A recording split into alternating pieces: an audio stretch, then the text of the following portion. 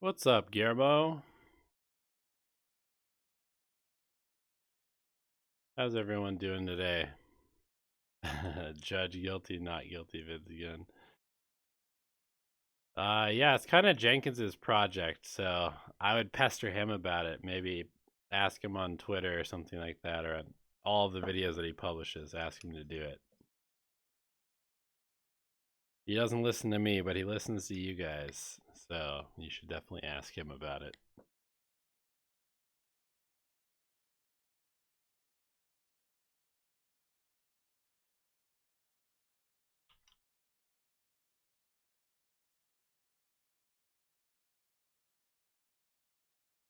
That's a really good question.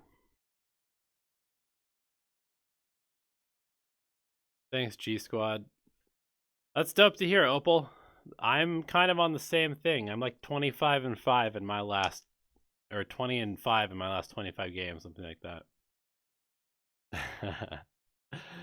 What up, Wisnu? How you doing? Jenkins is gonna be here in a second. He's just on a phone call, so I just thought I would start up the stream so that we start on time, and he'll get here, and then we'll hop into the replays. Do I think Dota 2 is dying? No. I don't think it's growing, but I don't think it's really dying, per se. It's just kind of in like a holding pattern at the moment. And some bad decisions could send it in the wrong direction. Some good ones could send it in the right direction.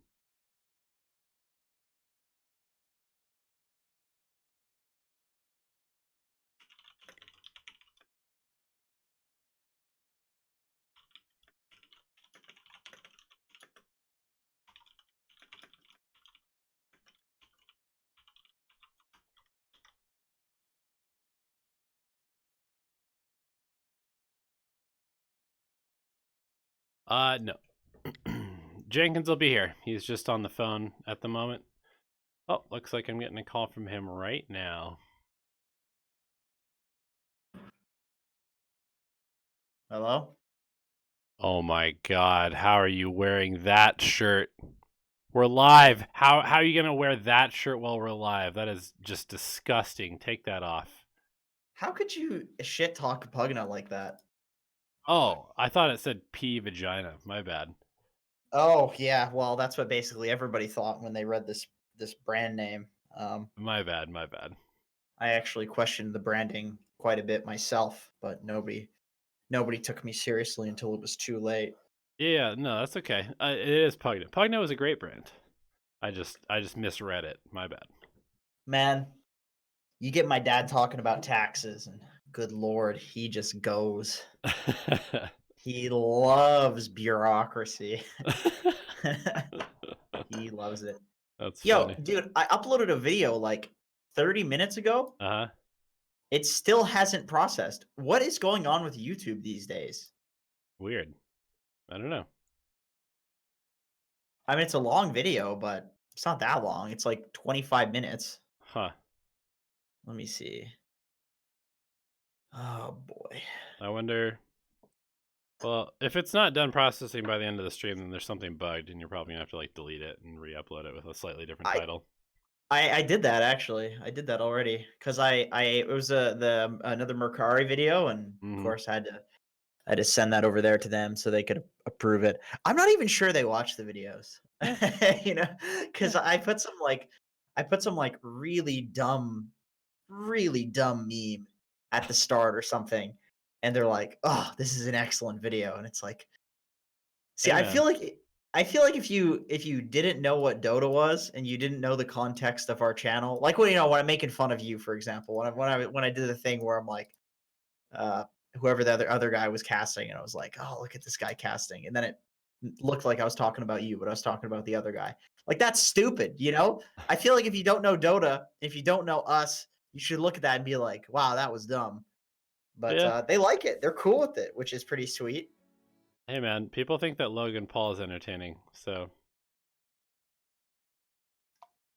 You know what? Entertaining. yeah. That's what I have to say. Yeah. That's what I have to say, buddy. Tell me something I don't know. I'll tell you something you don't know. Okay. I'm having a great week of Dota. I'm in a good place mentally, and I feel All like I right. can do just about anything. No.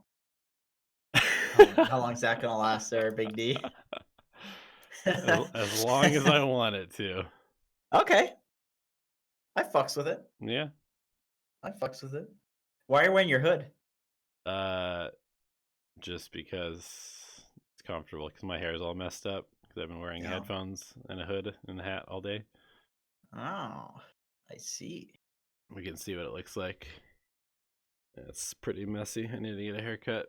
My Dota's been going okay. I'm honestly stuck between 7.2K and 7.3K. Like, I, for the life of me, cannot get past this plateau, which is really weird. It's a weird place to plateau, because I don't know. I guess I just kind of thought that, like, when you're out of the distribution, like once you get above 7K, it's such a low percentile that you're basically just in like a new distribution altogether, just to some degree. It just Right. shit gets weird. You have some people who are like 10K MMR. You have some, so I thought like there wasn't going to be plateaus here. It's like I thought I was going to either just like keep rising if I was playing well, or just tank to like something more reasonable, like mid 6K if I was losing.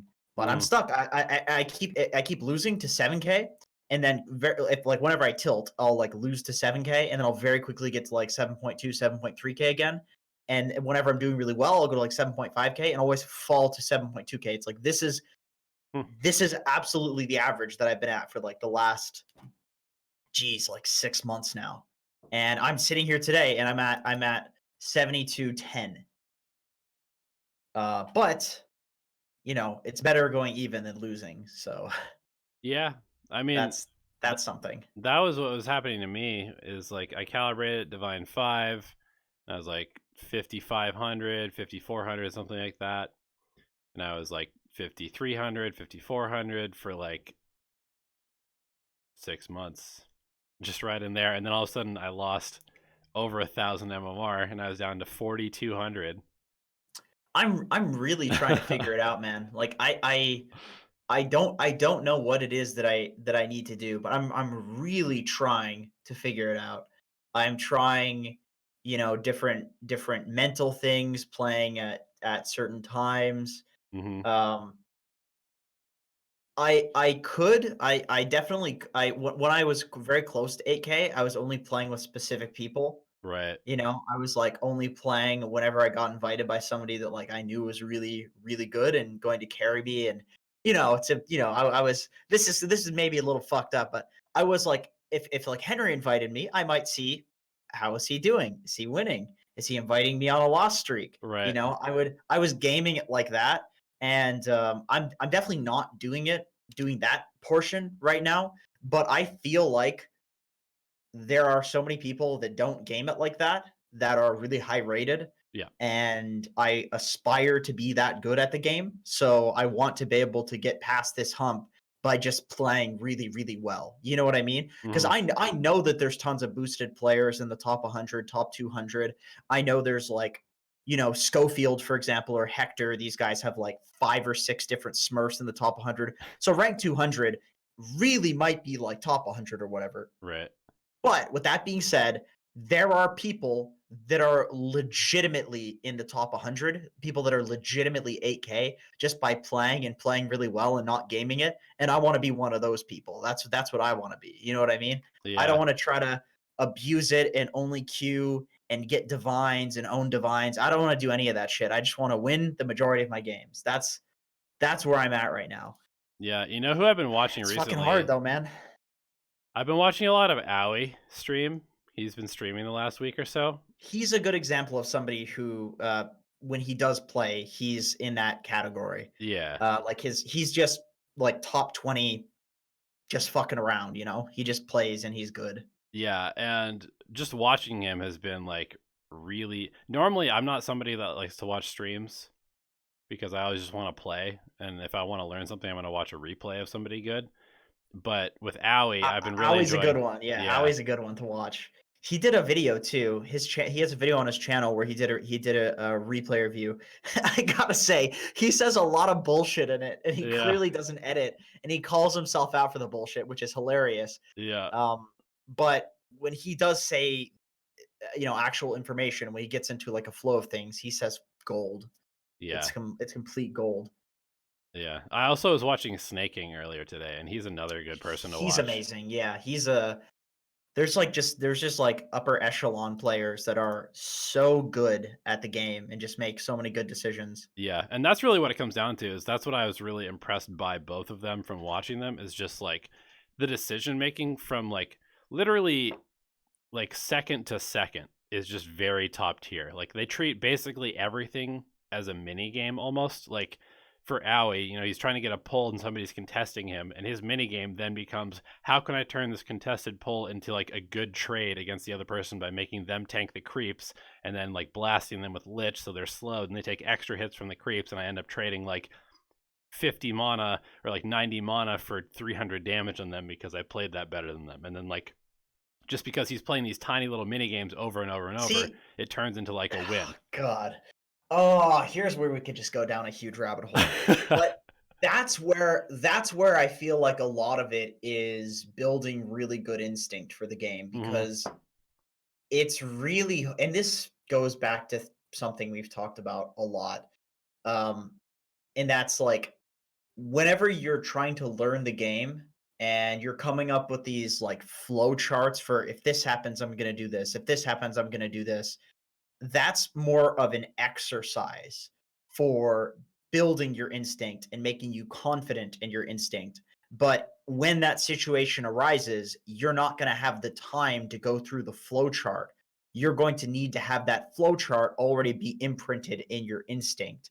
And that goes back to on Alchemy Answers when we were talking about how there's a learning period whenever you're getting good at the game. There's a learning period, and then there's a plateau period where you're basically just trying to be the best possible you with everything that you've learned so far. And that's when your instincts are going to be good. But you're building those instincts in the learning period.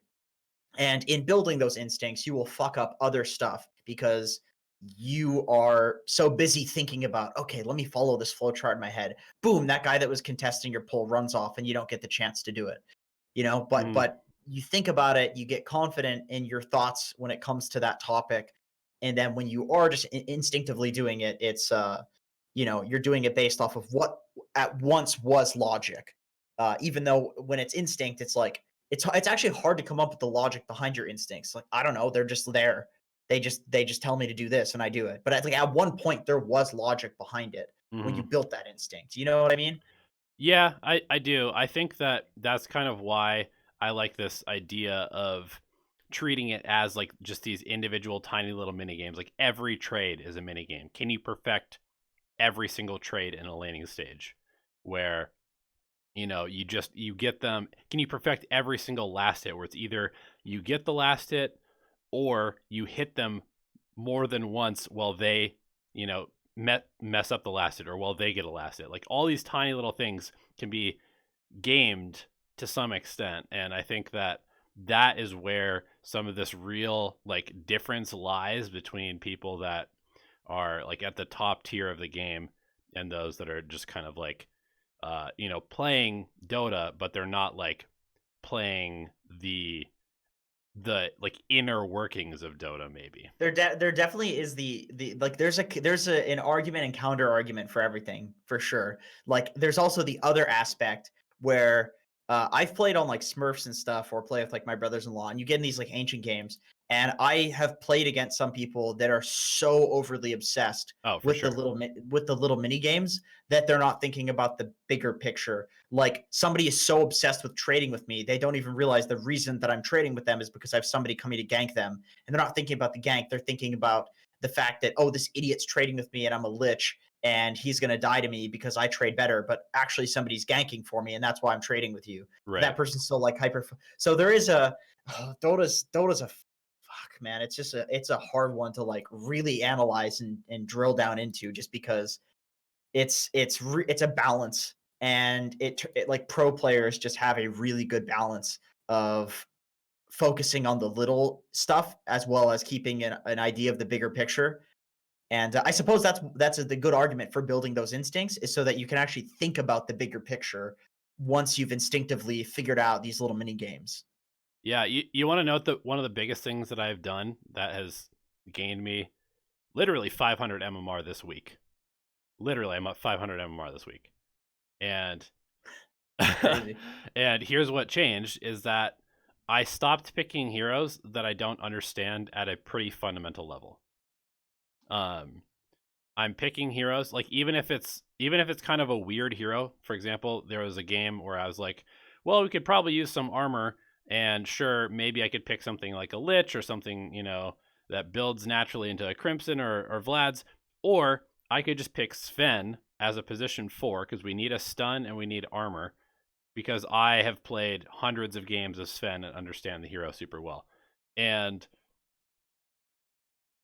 in like previous weeks, I would have picked the Lich or something like that, and I would have been playing this hero that I don't really enjoy playing, and maybe in theory does the job that needs to be done on our team, but also in my sort of own creative way, the Sven does the job that we needed to be done, and I just simply like the hero better and I feel better on it. I was gonna say, I think for you, I know you. I know how you play these like basically stupid heroes and dumb roles that shouldn't be played. But I think you're a player that needs to enjoy the game. You need to Yeah. you need to be feeling like you're um getting something like fresh. Otherwise your mind just doesn't, just goes into autopilot. Yep. And that's fine. I think there's a lot of players that are like that, and people say that they aren't, but they're wrong. Like, well, okay, maybe for some people, but I would say it's like a smaller subset of people than what most people think. Like most people, you can't, like most people have a lot less control over their mind than they think they do. Yeah. Agreed. They're like, oh, I don't care. I can play 1,000 games of Pudge in a row and it's still fine. It's like, no, Yeah. you're gonna get bored eventually. Yep. Like you might have a higher threshold than me, a higher tolerance. I'm willing to accept that, but I think at a certain point, everybody's got a breaking point where they get bored and they'll start playing like shit. Yeah. I think that's just fundamental human nature, in my opinion. Yep. I agree. And I think there's science, there's studies to back that up. Quite a few of them, in like the positive and the negative way. Okay, I posted all the replays. I got them in order of people that posted them last week, and we didn't get to them, so they're coming first with new replays if they exist. Hoculator, I'm not sure if you're there, but you submitted a replay last week. We're gonna do you after low eval. So if you want a new replay to be reviewed instead of this one from last week, then hit us up and we'll get that one. We'll get that one done. I'm gonna put I'll put a little cutoff in here. Cool. Yeah, I'm just cut and pasting the IDs into our description so people can look at them if they want to or know what the timestamps are. Okie dokie. So there was a when do replay start? The solution for the carry lane is to buy Orb of Venom. It's the same DPS as Wraithband. God damn it, Campsite. God damn it. I like Orb of Venom on carry. I think a lot of people are building it these days. If you have a favorable lane, you can make it extremely favorable. It's like a very lane dominating item. I'm a big Orb of Venom fan too, which I hate to admit because Campsite's been for months now. He's been Orb of Venom. It's the best. Try Core Wyvern. Oh God. Who was that? Where's our Core Wyvern boy? Mohammed. Mohammed. Yes. Good. Oh, this game would be so easy if a core wyvern was in it. I saw a question up there that I did want to answer maybe while you're.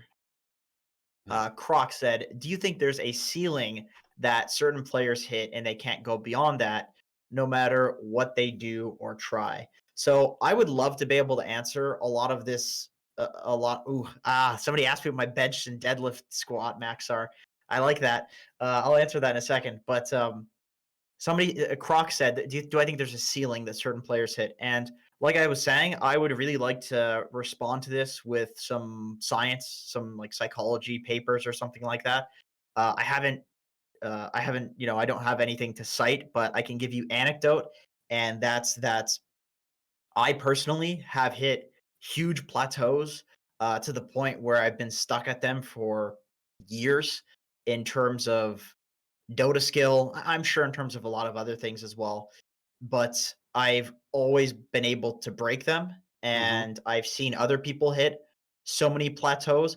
I have never seen anybody that I can recollect hit a plateau and not be able to get through it eventually. It might take 2 years, it might take 10, it might take 100, but Unless you give eventually up. you'll. Yeah. Unless you give up. Exactly, exactly. That's the thing is my opinion on this, and this is more motivational preachy as opposed to like scientific. But like I said, I really do think there's probably science on this. My opinion is that if you want to be a lawyer, if you want to be a doctor, I don't care how stupid you are. I don't care what, income level you're from, what education level you're from. I think that all of those things, all of those factors might make it take longer or shorter. But I think there's enough time in a human lifespan that if you are productive with your time and you try and you try and you try, you eventually will do it. As long as you are actually see that's why the key word is productive. You have to be productive with your time, and you can't go at it in the exact same way every time. It's basically like, the whole idea of like you blindfold yourself and you throw darts at a dartboard. You throw enough darts for enough time, you're gonna hit the bullseye eventually. It's not like these things are, you know as unlikely as winning the lottery. The chances are high enough that if you optimize your mind even slightly and you just keep at it, it might take you 20 years. And sure, maybe that's slow. To become a lawyer, 20 years. What does it take most people? Like 10, 12 years, something like that, with all the schooling and passing the bar. Well, that's probably on the upper end too. But well, I suppose if you're including your bachelor's degree too. But so it might take you 20 years. But if you really want to do something and you just keep trying at it and you do it, you change the way that you're going at it every time you fail, eventually you'll hit something that works for you. That's just plain old statistics, in my opinion. I don't think that's a bold claim to make. No, I agree with you. You want to throw the live announcement in Discord, by the way, before we hop into this one? Yes, sir. And in the meantime, I will read what Loeval says. He's got Batrider off lane, learning the hero. We threw the game in the end, but I felt like I could have played better in the early to mid game. Maybe moved more together with 1-2 heroes and tried to stop Sniper getting big. Lasso into Lena stun. Can I do that before a mid-game initiation item like Force or Blink? It felt like it already took a while to get the TP boots. Where to be on the map is Batrider. I think You this share one, your whole screen. this one should be all you. Oops, I'm doing the wrong one. Let me do a window. There we go. My bench max is about 200, by the way. I haven't done squats and deadlifts in a while though, Perfect. but that's my bench max. That's all I care about is bench. It That's shows. the You chicken leg motherfucker. Excuse me, I leg press like 500 easily. 500, 600. Although I did fuck up my foot doing that. I think my foot is fractured. Leg press is a joke. It's all about It's squats. not a. It is a joke. Leg press is not real. Well, I mean, I could probably. I mean, I haven't squatted in a while. It's bad for my neck. It really hurts my neck. I don't have like the flexibility to hold the bar like that. Okay, so you're against a sniper. I think that's the hero you jump literally every fight, almost no matter what. That's my first thought looking at this game. It's just a free game if you do that. Because it's a sniper. It's a sniper game. It's a sniper, yeah, yeah. All right. Good thing is it's a garbage hero, so you just win based off of that. So we kill Lifestealer, easy. How do you feel about starting build and playing this lane straight up as a bat? I'm not entirely sure about the 2 salves situation. I don't know how I feel about that. Was that sent out on the courier? No, he Might have been sent out. started with 4 mangoes, a set of tangos, and 2 salves, I believe. That is definitely a lot of regen. Maybe a little bit too much. Just because you wanna get your boots as soon as possible. But I mean, you'd rather have more than enough regen than not enough. So that's honestly fine. Okay, so you skilled the W. Why don't you just flame break him right now and kill him? Yeah, I think he thought he was gonna rage it off. I think you're spending a lot of time trying to pressure. Well, I mean, actually, you are doing a pretty good job pressuring him, so I don't mind this. Hey, can you explain something to me, Jenkins? Sure. I know you play a lot of bat, and I played my first 2 games ever of bat today. I played bat 5 because Eddie Mercury asked me to on stream. Okay. And I don't totally understand the interaction of sticky and how it amps spells. Can you explain how it works? Like per stack? Does it Okay. actually amp flame break? Does it actually amp stuff? Yeah, Like how does it amps everything. It amps everything. I think except for like earn. Mhm. I'm not 100% on if it amps radiance. But I'm leaning towards yes, but I don't think it matters that much because radiance doesn't tick very fast. mhm. But it doesn't amp earn because earn ticks so fast that it would be insane. But basically, every single damage instance of any of these spells will have the sticky napalm added as damage to it. So the initial impact damage, so it's 15 extra damage. The initial impact damage of flame break will actually be 65. 65, and then it's got a 4-second burn duration, so that'll be 35 times 4. Okay. But then if you have like 4 stacks on somebody, Then it's 15 times 4 on every so 60 okay. on every instance of damage, which is why Batrider with Firefly does so much damage, is because it ticks pretty quickly. Sure. So that's why maxing the sticky, like if you look at the way Firefly scales, it scales from 10 to 30 damage per second at Right. level 2. So it's actually quite effective at level 2. But still, skilling sticky is better in terms of damage if you can actually use the sticky. Like I wouldn't do it against a life stealer because he can just purge it off, or like a Slark. Right. But in a lot of games, like if you max sticky napalm, then sure your other spells do like dog shit damage, but they're still doing like roughly the same amount of damage instances, which are amplified by the sticky. So it's way more damage to like max the sticky, basically. Makes sense. Okay, cool. Um so going back to this part, this moment, I just wanted to look at this because to me this feels very bizarre right there. Why are we pushing the lane when it's pushing into us? There's nothing to get. We're not going to take the I mean, tower. Why are we just I got shoving it back into Lifestealer when we could just like I gotta say I don't mind you. I don't mind you pushing the lane, but I don't quite. Th- this this? to me seems like a mix of wanting to play the lane and not wanting to play the lane. Yeah, Like I would say you either want to commit to going like 2-0-2 and you play behind the tower and you just pull and you get huge, and then your Lina can like fuck with them under tower, or your Lina can leave, or your Lina can pull or do whatever, and then you get huge and get your bots really early. And I would say more often than not, that's what you want to do on Batrider, just because he's a hero that uh, it'll benefit you to be greedy in most games and to just get to those bots. I found that on like Sand King as well, mm, where man, you just get these heroes some levels, you get them a blink. It's like you'll never have a bad game, especially when you have like some Spectre versus Lifestealer matchup. Like Spectre owns their cores, so I think if you just go to the late game, you don't really need to worry about pressuring. These guys are not going to win the game if you go late game. So I would say like pulling this lane is and just playing behind the tower is how you want to play. But if you have identified that you think you can pressure, then I would say, yeah, don't push the lane. Like use your napalm to zone them and play the lane like a normal offlaner. Just sit there in front of the creep wave, and anytime they come up, hit them and cast napalm on them and get every last hit and every deny. But I would say against Lifestealer, he gets like level 3 and you can't pressure him anymore. So I would almost always just look to like be doubling up the wave and cutting and just farming. Mm-hmm. So like you could have bots by now if you were doing that.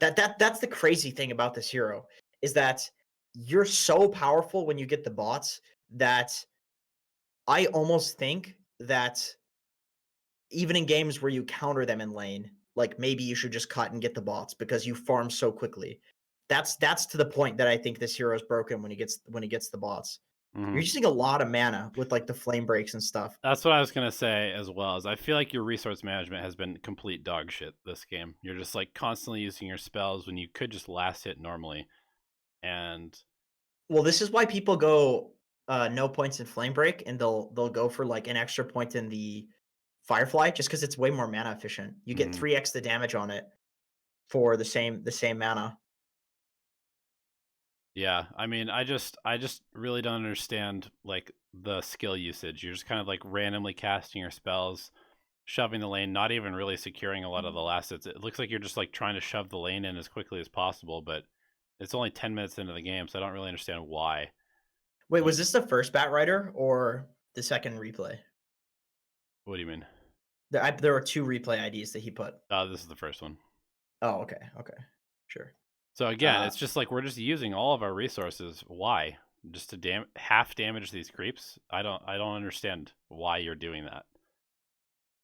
It seems like it completely screws you over in terms of mana for like. Yeah, I would definitely agree. Like I think you're thinking a lot about pressuring and about shoving the lanes in, and why not worry about that when you're at a point where you have infinite resources, which is when you have the bots. Like it really doesn't take long to farm the bots. Yeah. If you just commit to farming them. So basically, I think the big problem with this game, from what I've seen so far, is that my honest professional opinion is that I would not try to pressure a Nake's lane as Batrider. That's a counter. And if you're not trying to pressure, then the skill build is like 203, and you're just running around the map and farming quickly with your mana efficient spells. But you're playing like the pressure Batrider, and you're running around and like flame breaking shit and casting your max level. Like the reason that you don't level up your napalm when you're just trying to farm is because yes, it does more damage to have higher level in napalm, right? But it costs a shitload of mana. It's 20 per cast, and you're getting like 4 or 5 stacks on everything. And then you use Firefly, and it does pathetic damage. So why not just have the Firefly kill everything? You don't need stacks of napalm. Yeah. That's why, like with the farming build, you go for you're not really using the napalm that much. You might use like 1 or 2 stacks, maybe, if you're at like full mana. But I think you're playing like this pressure Batrider when you should be playing greedy Batrider. That's the big problem here. From what I've seen so far, I think you would have Boots of Travel like 5 minutes ago if you were playing greedy. And I think against a Lifestealer, a Slark, a PL, any of these counters, you just play greedy by default. Because what's the point in trying to pressure a hero that's literally picked so that you can't pressure it? Yep. Yeah, I completely agree, and I feel like the fact that you don't have bots yet is going to completely screw your team over, because you need to be able to make plays for them come the mid game, and you're not going to have a blink. Let's actually go forward. When do you get your blink? All right, so we're going for Yules after bots. I mean, I still see 0 initiation potential against the sniper, and that seems like just asking to lose the game. Yeah, once again, this is one of those situations where I think that the Blink Dagger first before the Yules would make a lot of sense, just because the only way that I see you losing this game is if like the sniper pops off. Yep. Like it's just as I don't think you need to make space to go to the late game. Like I don't feel like you guys can't fight with like Kunkka, Lich, Lina, Batrider. I think your fighting is fine. Your like space creation on the map is fine. You don't need a Yules for that. But I am concerned about like I suppose like if you get to the situation where they are just 5, yeah, exactly. Like if like something like this is happening and you have the blink, then you just go and you just nullify the problem just like that. You just blink on them, you pull them into your team, you burst them with Laguna Blade, with boat, everything, and it's just GG. More often than not, I gotta say, I am building blink before Yules on Batrider. Like going Yules first is usually what you do when you're really fucking farmed. When you're so huge that you're still gonna get the blink at a good timing, while going for the Yules first. Like when people aren't ready to fight. But once you're getting to like 20, 25-minute mark, enemy team's going to be running around the map taking towers. You're going to be running around looking to fight. It's like the mid game. Once the mid game hits, you want that blink dagger. And that's why Campsite is saying in chat, he's saying, you never go for bots first. I completely disagree. I think you never go for blink first, because if you're farming well enough, then you're not going to need a blink at the earliest possible timing that you can get it. It's going to be a useless item because nobody's going to want to fight. If you rush blink, you're going to get it at like 8 minutes, 7 minutes, maybe even earlier if you're being really efficient with your creep pulling and stacking and stuff. So that's why you go bots, is because you get the bots and it's like a farming item. You just farm so quickly around the map, pulling creeps, killing neutrals, everything, that you get the blink at a good timing anyway. And that's the issue with going Yules first, is that sometimes by the time you need the blink, you're not going to get it, especially if your bot's timing was delayed by you essentially trying to play like a hard lane in a pressureful way. Yep. I agree. All right, let's move on. We're going to go to Hockey Millionaire, Grimstroke. Hey, Hockey, do you want another replay, or do you want us to do this one? I know he spams pubs, so maybe I'll give him like a second to. I bought some water. Maybe I can go pour my tea. I'll be right back. All right.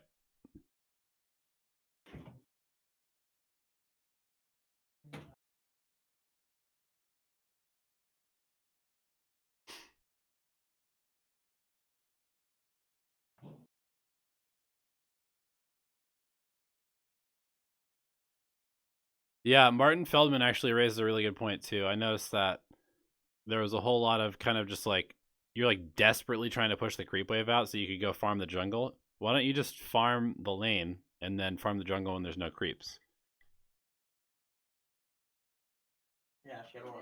Yeah. Hey, thanks, Joe. Appreciate that. I had fun. I'd love to do more content with BSJ, to be honest. All right, so we are going to go with this hockey replay. Hockey says he doesn't haste another Grimstroke. Yeah, we're going to go ahead and do this one. Okay. Oh, the video worked. Nice. Good stuff. Yeah. So is that probably going to come out tomorrow then? Or is it coming out today? No, it's here. Oh, cool. It's out. Nice. Okay, so I'll have a video for tomorrow. Nice. Updated 24 minutes ago. Look at the location tag I put. Big cock chicken. That's a place. Can you believe that? Didn't you say that the location tags were screwing our videos? I don't know. I don't know if they are. All right. Well, be careful with that, because that's especially on a sponsored video. Do location tags matter, YouTube?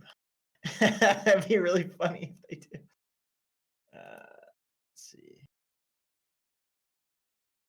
Okay, so first thing I'm going to say, Hockey Millionaire, going for Inkswell as Grimstroke level 1 is borderline griefing, because you need to secure the range creep for your team, especially against a Rubik who's going to be zapping your Pango. You definitely just go Stroke of Fate every single lane. I cannot. I think the only time you don't go for Stroke of Fate is when you have like a Monkey King, maybe, because that guarantees you a kill and you can just kill them every single time. This is a little interesting. I guess it's okay harassing them a bunch before they get to the lane, but at the same time, we're now giving Lycan a free wave of creeps. Oh shit, maybe location tags do matter. Oh fuck. Yeah, you should definitely get rid of that, because don't fuck with the sponsor videos. You can fuck with your own shit. It's part of the package. No. We're trying to make sure that they sign again, like a big chunk of income. How do I remove it? Okay. It's probably serving the video to people in Chicago because of this. Yes, exactly. And then they're not clicking. So they're like, what the fuck is Dota 2? Exactly. That's what happens with location tags, is that it Oh targets no. those places. God, I put it on my last video on my channel. And it did And shit it's getting compared to like your other dog shit ones. views. Yes, Yeah. I noticed, and I was like, "What are you doing? You've been doing like 5 straight videos with like 100+ K views, and then you put out one with some fucking stupid ass location tag." Fuckersburg. Oh, maybe I'll remove it. We'll see how that changes things.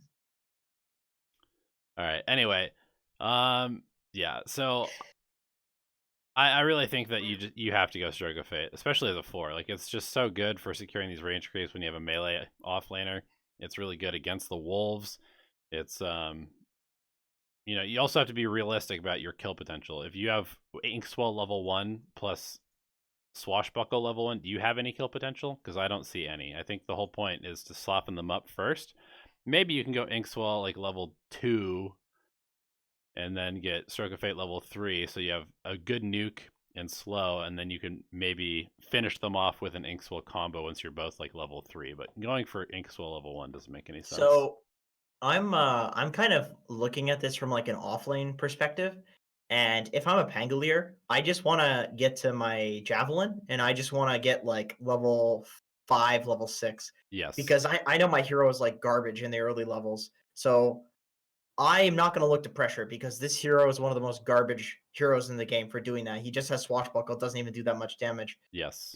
So with that being said, the whole thing that you want to do is push the wave in, which is why I think Stroke of Fate is better. I think Inkswell is perfectly fine if you have like a kill combo, but I think Pangolier just wants to like once he gets his Javelin, he's good with pressuring. Yeah. Once he gets his level 6, he wants to pressure, but until then, it's a greedy offlaner. Like there's a reason this hero's played in the mid role. Yep. So I would say whenever you have a Pango offlane or just like a greedier offlane like this that just needs to get some levels and isn't great at laning, just push the lane, push the lane, win the XP battle, Yep. and then eventually you can pressure once they're strong. Like Pango, once he gets the Javelin, is like twice the hero. This is bad what you just did. Like, you got a kill on the Lycan, but I don't think this is good because your Pango's now out of resources level 3. Like, I completely agree with what Jenkins is saying, which is that you don't even start to play this lane aggressively until Pango has Javelin. There's just no point. It's going back to that, like, it's like a red, if we wanted to use your color theory, it's like a red kill attempt. You're going for red kill attempts right now because it's just a super difficult, hard to execute, poor chance of working kill attempt. And even when you do kill him, now the Lycan's like, okay, well, I come back to lane with full resources and probably some items, and Pangolier can actually approach the creep wave. The problem with Pango is that like he is not an offlaner that wants to spend money on extra regen. He would prefer to just save up literally all of his gold and get the Javelin as soon as humanly possible. Yes. So it's not like a Slardar or something where you're okay with trading regen for XP unless you like absolutely have to. But whenever I play Pango offlane, I will almost always just tell my support to fuck off and go tri lane or take the first wave or something like that, and I'll go cut like the first second wave and just get levels. Like I just try to play the lane like an asshole. I just I play the creeps because I think it's like Pudge off lane against like a counter. If you try to play these heroes normally and the enemy team is good, they're just gonna abuse the fact that you're just some garbage offlaner. There's like I think Moon Meander said it in a pub. He was playing against Lukey, and he was obviously playing as Pango. And Moon Meander specifically was like, if you let a Pangolier get XP in the offlane, you're a terrible player. Like that hero shouldn't be able to offlane because it doesn't do anything to apply pressure. It's incredibly squishy. Yep. The only thing with the hero is, oh wow, he can jump away from you. Yep. Yeah, well, so can Queen of Pain, and she's not an offlaner. Like it doesn't apply any pressure, and you just chase him to where he jumped, and it's like a 30-second cooldown, so you kill him. So yeah, basically this is like I would say the summary of all of that is that you want to play to your play to your core that's in the lane and how they want to play.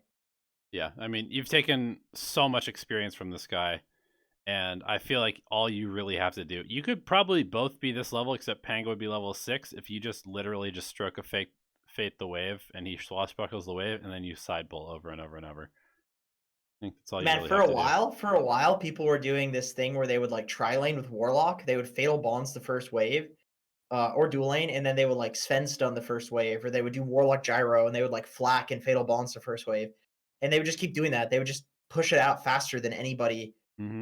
could deal with, and then they just get the pull off because the enemy team would have to fight through like 5 creeps as well as the enemy heroes to contest the pull, and it just doesn't work. Sounds pretty good to me. It's pretty good. Yeah, it's pretty good. I like push pulling the wave will always give you a win. It's just that you're not gonna like crush the enemy team, but whenever you have a hero like Pango, It doesn't matter, right? he's used to losing, so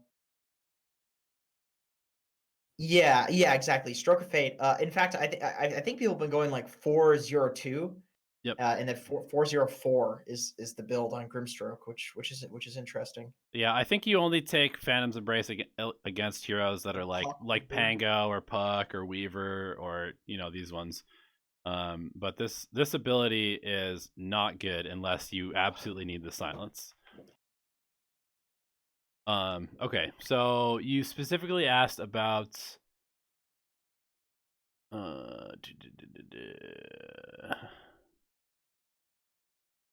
Other examples of greedy versus fast off lanes. Yeah, I can give you a few. Let me go to my list here.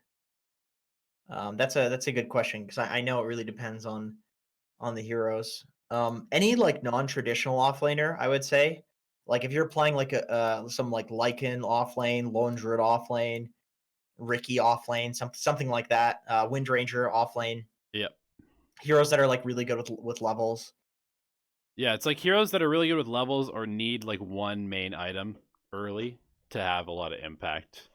I think that the traditional offlaners that we're seeing be popular right now are, like the Centaurs, the Underlords, the Slardars who need 0 farm and at level 1 can dominate the lane. They just slam you, yeah, those Yeah. bastards. Is Underlord really popular right now? It's been relatively popular. I casted a game with Zyori the other day where Resolution was playing Underlord, and it was a 74-minute game with VP against who were they playing? I think it was aggressive mode, maybe.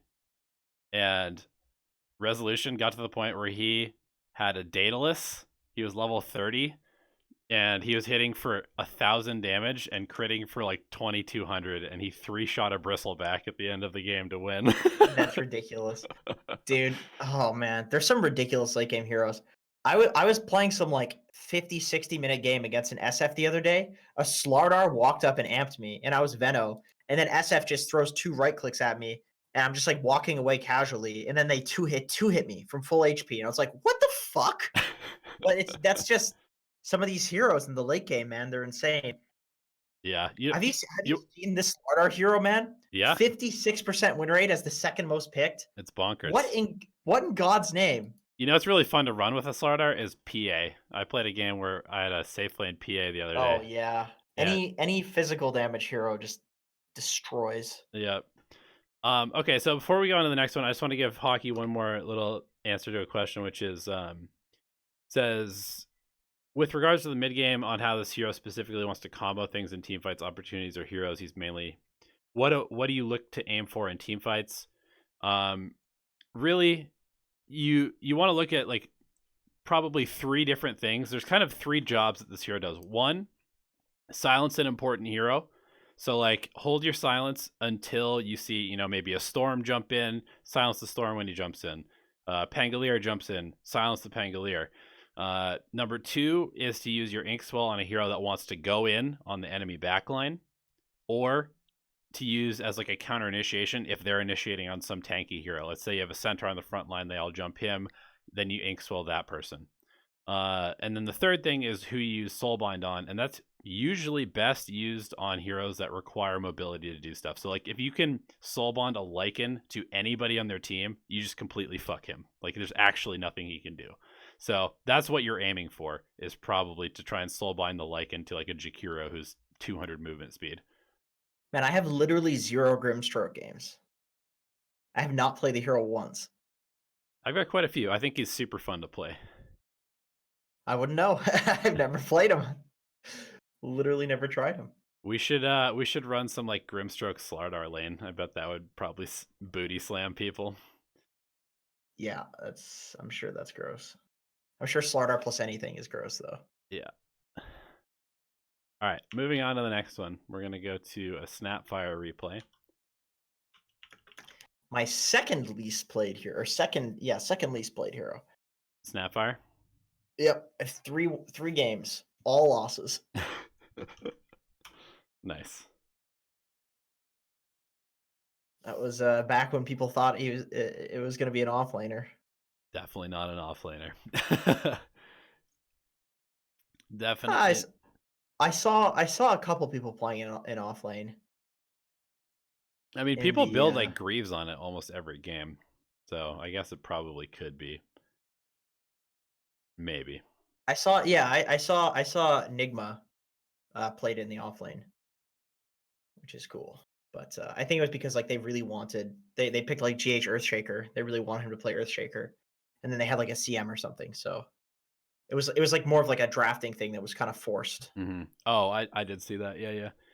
But yeah, hockey. I don't think that you should be really using your ultimate to double up your own skills. You either double up something like Doom, Chain Frost, Finger of Death, that kind of stuff, a Hex, or you use it to immobilize somebody. I don't think you should really be using it to double silence people. It's very rare that you need to do that. Dude, in my opinion, I legitimately don't think Grimstroke's worth picking unless you're getting your team to pick some combos with it.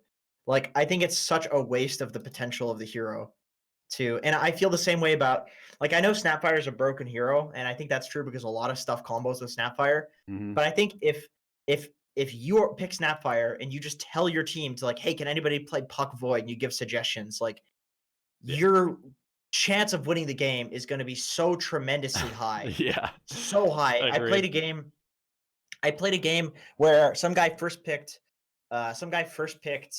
I believe, yes, Snapfire, and I picked Legion Commander, and it was the easiest fucking game ever. I walked up and I dueled the Lifestealer that was owning me in lane, and he just used the Snapfire ulti, and he got shredded from full HP. I didn't even need to like use the Moment of Courage on myself or anything like that, or whatever it is, the W. I didn't need to use that on myself. I just killed the guy. It's like, makes the game so fucking easy. Like, why not make the game easy for you? I'm not saying you don't do that. I'm just saying that's my logic, where it's like, if I'm picking one of these like good combo heroes, I'm not even gonna pick. I'm gonna try to get my team to pick some shit with it. If I pick Mars, I'm gonna say like, hey, can anybody play Dark Willow? Yep. Things like that, because like I just want to do the broken combos. It gives you this huge chance of winning the game, where the enemy team's going to be calling bullshit on your draft, and it's like, well, they could have drafted something like that too. See, I think that's good at high MMR. I really highly recommend not suggesting heroes at low MMR, because people pick them and have no idea how to play them, and then you just I would say at low MMR, you say, hey, pick something that combos. Like, you don't tell them the specific hero. Yeah. You say, pick something with AoE disable if you're Snapfire. And then somebody will pick their favorite thing. They could pick Slardar, they could pick Puck, they could pick Void, they could pick Axe, they could pick Clockwork, they could pick Mars. Agreed. I can keep listing off heroes. There's tons of them. It's just, you need to give them the specific, because it really sucks when you pick Grimstroke, and there's like, I've seen so many times in these games, like the best combo with Grimstroke is like a fucking Dark Willow Cursed Crown, and it's like, wow, why would you pick that hero? There's no melee hero to put the Eon, and then there's no hero to double up a spell. There's so many good double uppable spells. You just say, hey, anybody want a free game? Pick a hero that's good with Grimstroke, and then they pick their favorite, and you win. And it's like Sven, Doom, any fucking hero. I casted a game where literally the only spell that could combo with Grimstroke was Winter's Curse. It was a pro game. Oh, and that doesn't make any fucking sense. And it was used that once. Doesn't even work. It was used once, and it lost them the fight. And I was like, "What the fuck was this draft?" Because it makes everybody immune. Yeah. Other than from the Winter Wyvern's damage. That's it. It was so bad. Yeah, that's terrible. But like, you pick a Necro, you pick a Windranger, get double Shackle, Lion, double Finger, double Stun. Yep. Like, man, there's so many heroes that are pretty good. Zeus, you get the double Lightning Bolt, double Arc Lightning. Like, there's tons of shit that's really good. Yeah. Yep. Like so many things. So abuse it or lose MMR to the people that are abusing it. Agreed. All right. That's how I see it. Moving on to medieval, we're playing Snapfire as a position 4. We've got a Venomancer as our position 3. Right off the bat, I'm gonna say don't level Little Shredder as a support. It's just not good. It's the old idea of playing this hero when it was like incredibly broken in terms of its numbers to trade with people, and it's just bad. It's not a good skill to have at level 1, and you're gonna get your Venomancer killed here because you don't have Cookie, which is what you're supposed to have in this lane, I think. Yeah, you almost always have Cookie. You can get the You can go Q Scatterblast too. for securing range creeps. That's Oof. huh. I think this is borderline throwing. What's happening right now? Okay, so the good news is this game is going to be pretty easy to break down because I could see it going disastrously from here. The bad news is it was probably all your fault. I'm sure your Veno's an idiot too, but well, I shouldn't say too. I mean, these are just possible. Okay, idiotic decisions. Maybe I'm being very harsh, but it's this is very game much losing. borderline griefing. Yeah, it's super griefing to do this. I think we've seen this like a couple of times in the past few replay reviews with these like. It is a huge commitment to TP to be in a tri lane. It is guaranteeing that your Venomancer is going to be fucked. Yes. Like, usually, if you're going to do this, you want to make sure that his game is good first, because you are completely ruining the game with this rotation. Yeah. Let me explain what you do here. Okay, so first of all, let's also just go a little bit into the logic of this. So you go up here, you realize it's very hard, there's a tri lane, you don't want to feed, so you leave. However, that means that your Venomancer will literally get 0 farm because he cannot walk up here. And he cannot cut the wave because he has 280 movement speed. So probably that's what you should be doing, is doubling up the wave back at the tier 3 so that he can actually get some farm. But barring that, you've gone to a safe lane that has a Razor against Underlord. Razor can solo Underlord. Neither of these supports need to be here. So I can basically just tell you what the play is. Yes. You just need to go cut the creep wave. That's Yes. it. You just need to go cut the top creep wave. I think you gave up way too quickly on the top lane, thinking it was like unlaneable, and I don't think it is. And this is one of those situations where essentially you're ruining 2 lanes, instead of just one. So this is like the worst of both worlds, essentially. Yeah. I've had this happen in pubs where people like don't know how to play one lane, so they come to mine, and then as the core in that lane, I wanted more experience and I was getting good experience, and then they literally just come soak it and don't add anything. Especially if the lane was already winning. And I see this is like the situation you're in, and you have a lot of options of what you can do. The top lane's a tri lane. That's actually bad for them. I think you need to change your perspective on what a tri lane is. Yep. A tri lane is a huge risk from the enemy team. And the reason it's a huge risk is because if you run in suicide and double up the wave behind the enemy tier 1 and tier 2 by just grabbing the first wave and pulling it to a second wave and then suicide, your Veno's going to get a full wave, double wave, triple, quadruple even wave of experience. And then all of a sudden they can't tri lane. And you can TP out, you can stack. All of this stuff is going to guarantee that you're basically not only like you're going to basically free farm, if not farm even better against them, because they have 3 heroes committed up here to your 2. And because you're doubling up the wave, that also gives you the ability to go stack, which they're not going to be doing because they're sitting there trying to zone your Veno and shit. I guarantee these people are not going to stack or anything like that. So if you're stacking and you're doubling up the wave, you're actually going to outfarm them. So then you have a winning lane bot. The mid lane, Deuce versus Tinker, that's probably a wash. But you'd be winning top. You'd be winning 2 out of 3 lanes instead of losing 2 out of 3 lanes. Yeah. So it would be just GG based off of that. Yeah. So let me tell you exactly what to do, and this game is a win all of a sudden. You come up here. You don't show in this lane. You sit here, probably, or like in the Roche pit. You wait until, or like, okay, so Venomancer dies. You go, you sit in the Roche pit, then you come, you catch the second wave, you run it around over here, you double it up into the third wave. Maybe you die, maybe you TP out, doesn't matter. and then your Venomancer gets free farm because all the creeps under his tower. And then what you do is you don't take Lil Shredder, you take Cookie, you walk over here, you stack the Ancients for Medusa, then you come over here, you Cookie your Razor onto the Underlord, he kills the Underlord, you walk back over here, you stack the Ancients, you come back over here, you Cookie your Razor onto the Underlord, you kill the Underlord, you walk back over here, you stack the Ancients, and then you go pick up the Bounty Runes. And maybe you're only level 2 at 5 minutes, 6 minutes into the game. That doesn't fucking matter. Your levels are irrelevant in this game. So... Did you say to double up the wave and then go bot? Yes, I said double up the wave, go bot, stack the Ancients, Cookie Razor, kill Underlord. Yeah, I like that. Stack I like that. Ancients, Cookie Razor, kill Underlord, pick up the bounties, and then maybe just continue to feed off of Underlord until he calls his supports bottom, and then you can go top and pressure PL with your like overfarmed Venomancer. Yeah, I agree. Veno, like that's the thing is like you just double up the wave against a tri lane, all of a sudden they can't tri lane anymore. That's it. It's GG. And you guys won. Jesus. And you probably will. The other players will probably stick in a tri lane for way too long, because tri lanes are just bad. Yeah, tri lanes are just straight up like terrible. Yeah.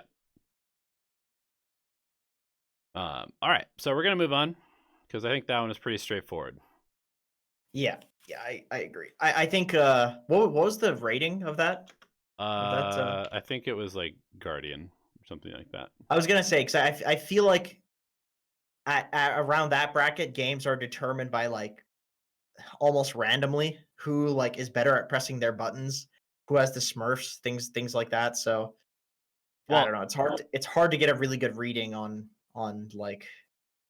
I mean, I think that you just win every game if you win 2 lanes at that rating. People will give up, people will tilt, people will go jungle. If you get a lead in the early game, people actually have no idea how to come back from that. They'll just farm themselves to a loss over and over and over.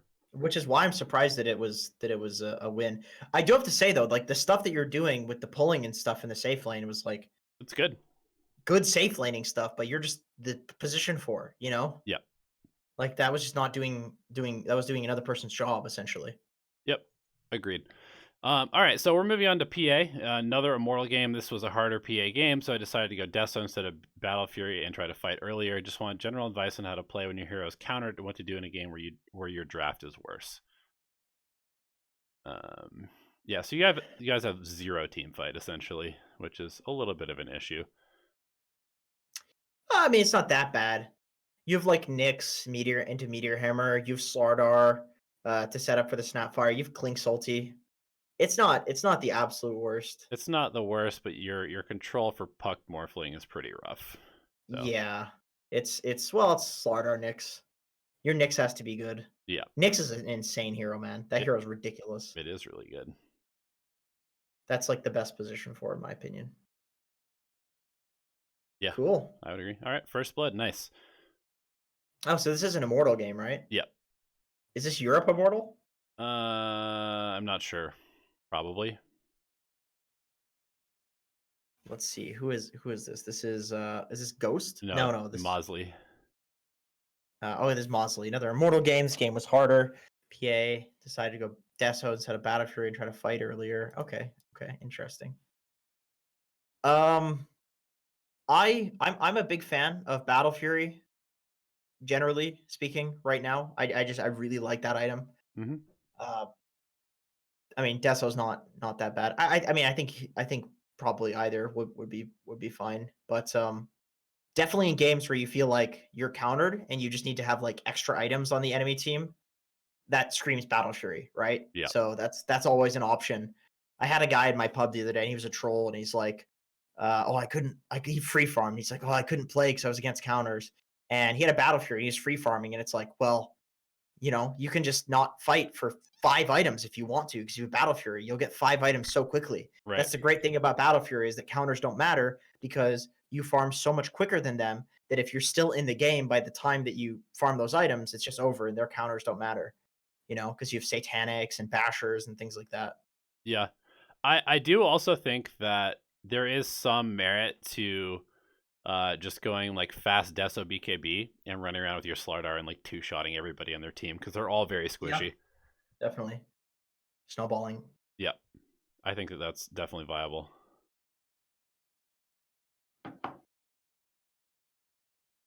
So did our boy, was he asking about laning? Does he give a shit about laning? How to play your hero when it's countered? What to do in a game when your draft is worse? I don't feel like your draft is worse than theirs, dude. Yeah, I I don't think either. Nyx is a broken hero. You have Slardar Nyx. You have a lot of stun. Your position 5 Snapfire. That's the best position 5 in Dota. And then your mid is Clinks. That's like a fine mid hero. Yeah, I do want to say that in this bottom lane, I think you're playing it well. I think you recognize that you have kill potential because of Snapfire PA being really strong against their squishy heroes. I do want to say that the fact that you went on Puck once is a mistake. You should just be killing the Lina over and over because Lina came to lane without She's free. She Yeah, came without a really stick, free. and she's just a free kill. So I think you just kill the Lina. You kind of just ignore the Puck. Puck's gonna get farm. You just kill the Lina until Puck's alone, and then you can go on Puck. I mean, eventually you one hit the Puck anyway. Right. I see this a lot. This is a problem that some carry players have. Is that like, for whatever reason, whether it's because like the Puck is the one hitting you or because the Puck is the core, you like hyper focus on like going on the Puck.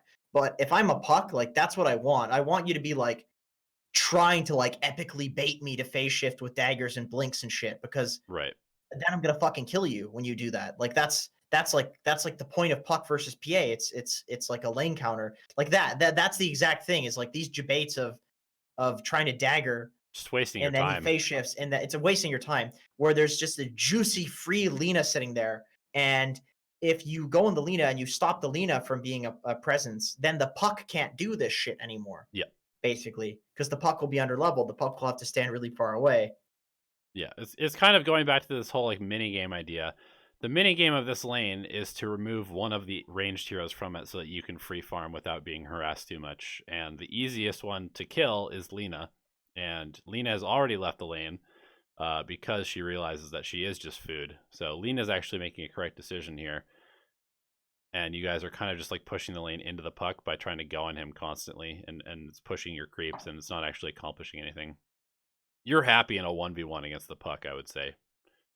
I would say stop trying to dagger the Puck altogether. Yeah. Like I've played against so many PAs that do this, and I don't get it. Yeah. I never get it. It always ends up just giving me a shitload of wand charges. Yep, Like exactly. he will phase shift it 100% of the time. If you want to dagger him, you have to jump on him first, but that's like hella committing, you know? Yep. So that's why like an Orb of Venom would be good if you're in like a 1v1 like this, where you can just run at the Puck and start hitting the Puck. Yep. And push the Puck out of lane. I would also say, when you're laning against this hero, you need to pick up a what's it called? The magic damage thing.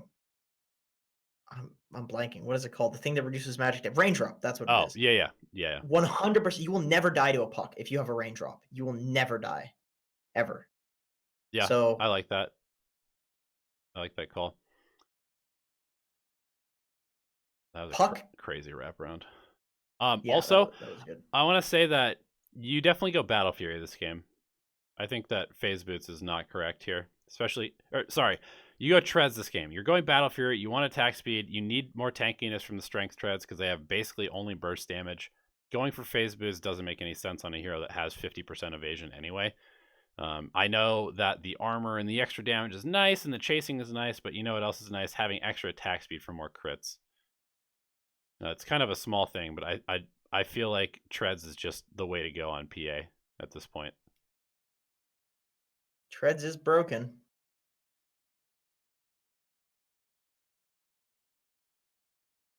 It's getting to the point where Puck is level 6. It's hard for you to be in the lane. Yeah, you definitely leave. Give Snapfire the lane. It's hard though. This hero's not like particularly. Oh, I mean, I suppose you can do that. You can do the ancienting thing, which is pretty good.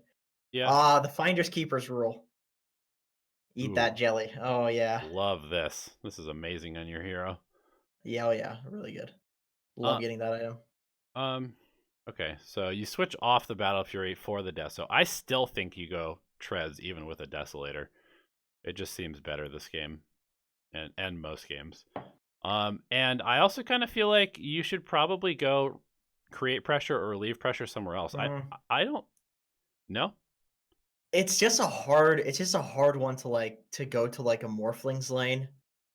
He's just you know, you can't really do shit to this hero. I wasn't necessarily thinking the Morphlings lane. I think that you gank mid with the Clinks and you take mid tower.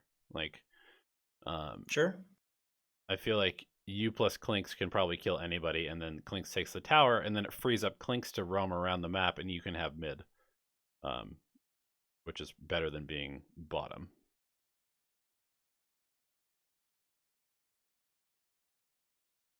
At least I think that's what I feel. I think sitting bot is okay for a while. The moment it gets dangerous, you need to leave because this hero's not really good at like holding a lane. Yeah. But I've seen drows and stuff in like pro matches hold bot just if you can. Just because like I would it's fucking hard to gank a TA or a Morphling is all. Like these heroes are just it's just hard with the PA. It is. Which is another reason why I would go Battle Fury. I would just take advantage of the fact that you have this free space on the map Right. and that you're going to have to farm your side of the map. You know, yeah, this guy's huge. This guy's fucking huge. enormous. Yikes. It's really ridiculous how huge he is. Yeah. Yeah, I mean, it's like just the Morphling that's doing insanely well. Yeah. It is tough because you're feeling pressured to participate because this Morphling is owning your Slardar so much, but I really think that this like getting some early lane pressure or picking up that Battle Fury is really important so you can shove out lanes quickly. Your Slardar needs time to recover. I was watching an Owie game recently where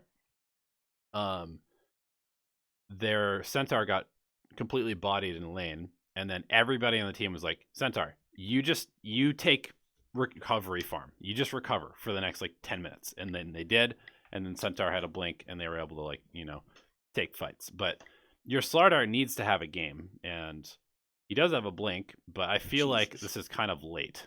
And this feels not so good as the Slardar. Oh boy. In my opinion, the way that this game needs to be played, or a good way for the game to be played, is like Nyx hunting. You guys just farm the map. You don't fight them because their heroes are really good at fighting yours. I mean, as you can see, like they didn't have that much of a gold lead, and yet they're running over you because their heroes just counter you. Yeah. Like when Donnie was saying you should rotate to a lane, I'm thinking in my head, like, you should normally, but good God, is it hard because these heroes counter you. And for the same reason, you can't fight them. So you take picks.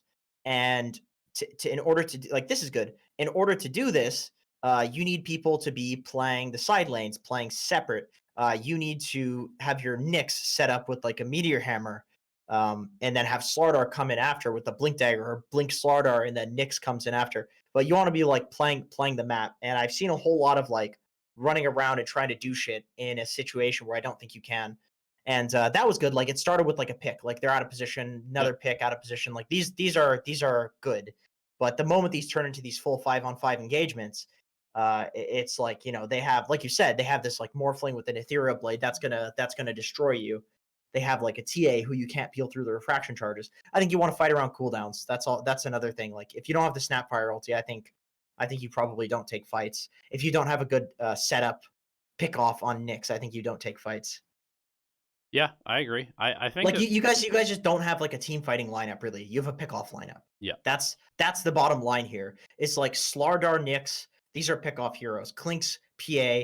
These are like ganking, kill you in one hit when you're not expecting it heroes. Like the only real team fighter you have is like Snapfire. Yep. Agreed.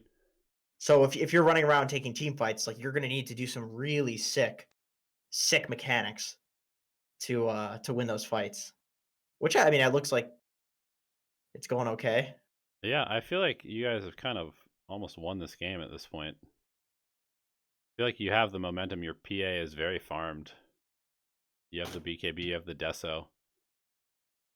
I mean, you're going to get sniped by Morphling if you continue to fight after BKB's over, but you should know that.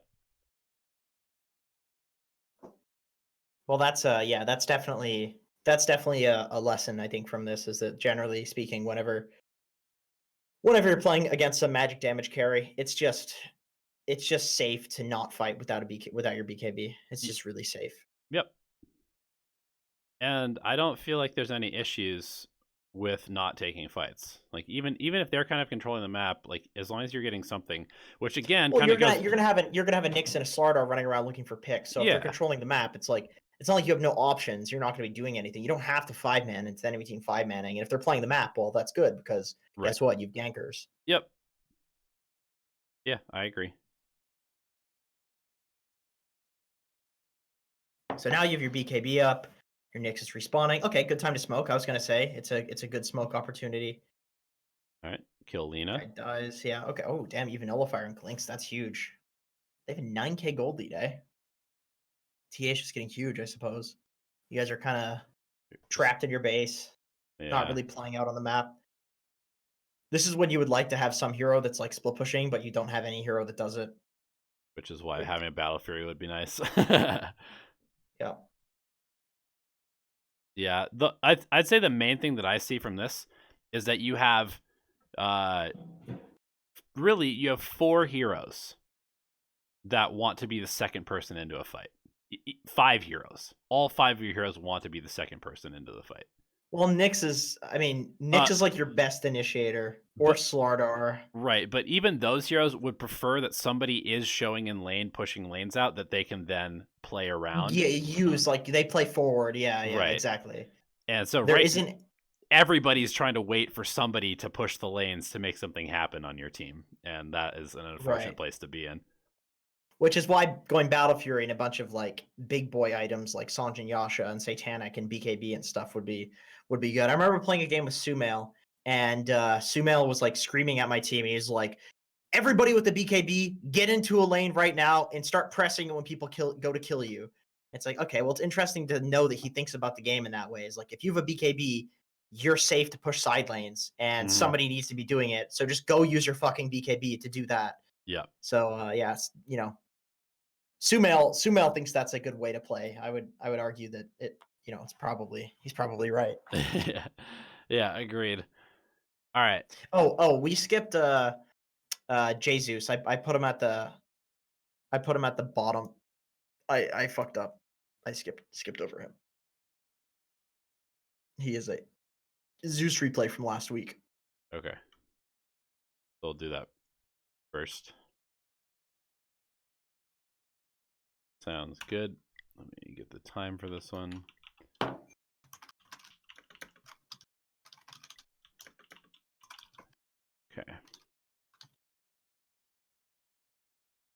I've played over 3,000 games and I'm still Guardian Help. What are things that other players would abuse about my game? Wanted to send a losing replay, but this is the only one that you've played recently. Okay. Sure we'll be able to find some stuff. Yeah, it's a really ugly Weaver set for one. Definitely abuse that. Yeah, you definitely want to kill that guy. He's going to tilt. Horrible player, 96. Okay. All right, definitely don't leave the lane with these items, first of all.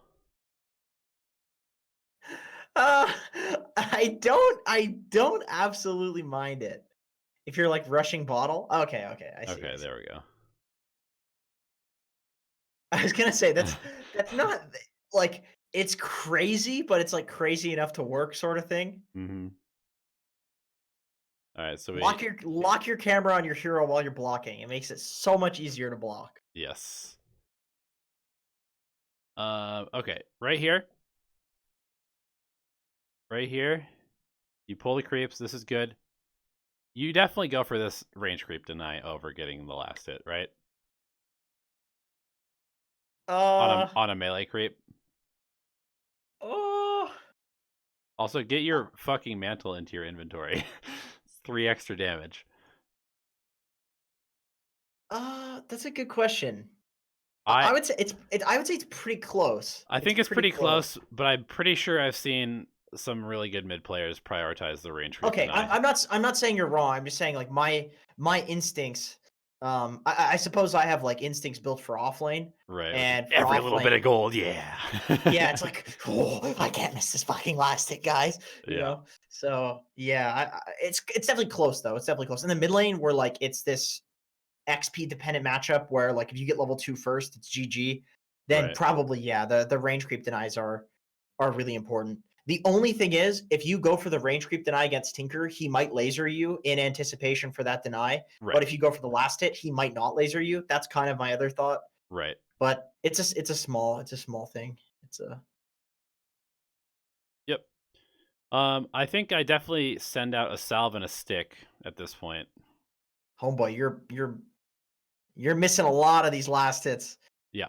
Oh, I gotta say, Let's start when it there. comes to last hitting and denying, if you aren't going soon enough, make sure to adjust. That is how you learn how to last hit and deny really well.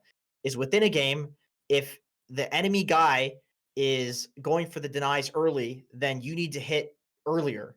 Yeah. And they most of the time they won't adjust, but if they do adjust, then you adjust. And at least 50% of the time you're going to get the last hit.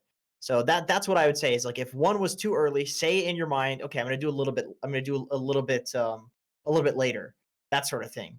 Yep. Cuz there's been a lot of freebies that you were even using the arc lightning too, and you kind of missed them, but you went for like the same timing on all of them, and that can hurt. That can hurt in the mid lane because getting that bottle early is very important. Also, I wouldn't send a sentry out. You have you have lightning bolt. Yes. That's free D wards all the time. Also, 5 minutes in, you should really be trying to fill up that bottle with a bounty rune, if not 2. Yeah, you can just head back to the one that's in your forest. It's Yeah. real easy. All right. Now that we have haste, I would consider ganking this Weaver.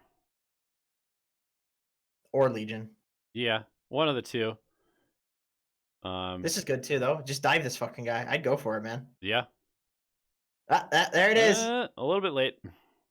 I would probably send out some mangoes too. You're sitting at like a really low mana threshold where you don't have the full combo to kill him. Right. And you'll always eventually use a mango. So I whenever I'm like Zeus or just any of these like mana dependent heroes, I'll always have like enough mangoes to like do the combo. And if I never use them, I never use them, you know? Yeah. That's fine. Also, I gotta say that you need to make a decision. Are you gonna play like a ganking Zeus, or are you gonna play a farming Zeus? I don't have a problem with either of them, to be perfectly honest. I think against Tinker Weaver, you don't need to gank. You're a counter to both heroes. I And agree. Legion. I mean, you counter all of their heroes except for Keeper of the Goddamn Light. Yeah. So you just need to farm. Just focus on getting huge because Legion Commander's a strength hero, Pudge is a strength hero, so you melt these heroes. Zeus against Tinker, this is one of the best counters because you ult, you catch him in the trees with Agam Scepter, GG, he's dead. He doesn't do anything to kill your Nimbus. Weaver, it's an invis hero, so you can kill him even if he's Sakuchi's. You can just arc light or bolt the ground. He dies. It's burst for a very squishy hero. Just farm. Yep. Just farm. Get huge. Stack for yourself. Don't worry about the Tinker. He's not going to pop off as long as you're popping off as well. Yep, agreed. But the point that I wanted to make is that you've kind of done half of multiple things, which is something that we see all the time in replay review. It's like you're not quite playing, you're not committing to an idea. You need to commit to an idea. So first of all, we've got 2 mantles that we're not turning into anything. We're just wasted gold buying these. I mean, sure, they helped us last hit, but we were last hitting with Arc Lightning anyway. Either don't buy these and rush the bottle, or turn them into null talismans and use them to last hit and fight early.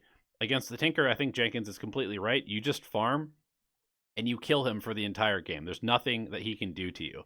So maybe don't even go for the mantles. Maybe literally just rush the bottle and rush your arcanes. Probably go for an Aether Lens because you're going to go for farming and just like long range fighting stuff. And then you pick up your Ags and maybe a Bloodstone, something like that.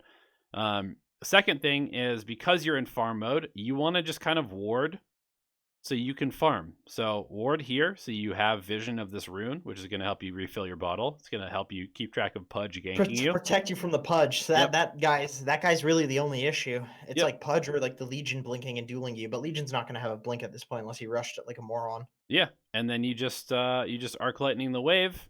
You go farm these jungle camps. You arc lightning the wave, and you just keep doing that until you're super omega farmed, and then you just kind of like split push. You just counter. You basically mirror Tinker. Tinker goes to one lane. You split push it back at his face. Your team fights somewhere else. You Nimbus and you ultimate and you just kill them all. Like that's why I really like travels on Zeus. I think like Me travels too. rush or like Ether Lens travels is broken. Yes, I agree. And you can just be everywhere, and you have infinite mana because of the fountain regen. Yeah, And travels is so huge. good on mid Zeus. It's really, really good, especially when you don't need to be playing actively. You can just kind of farm, and then you literally just mirror Tinker, because Tinker's entire spiel is that he keeps all of the lanes in. And you know what? You are potentially the best D-pushing hero in the game with Arc Lightning. Like, it's so fast to do it, and you can do it so safely because you're like a million miles away from anybody.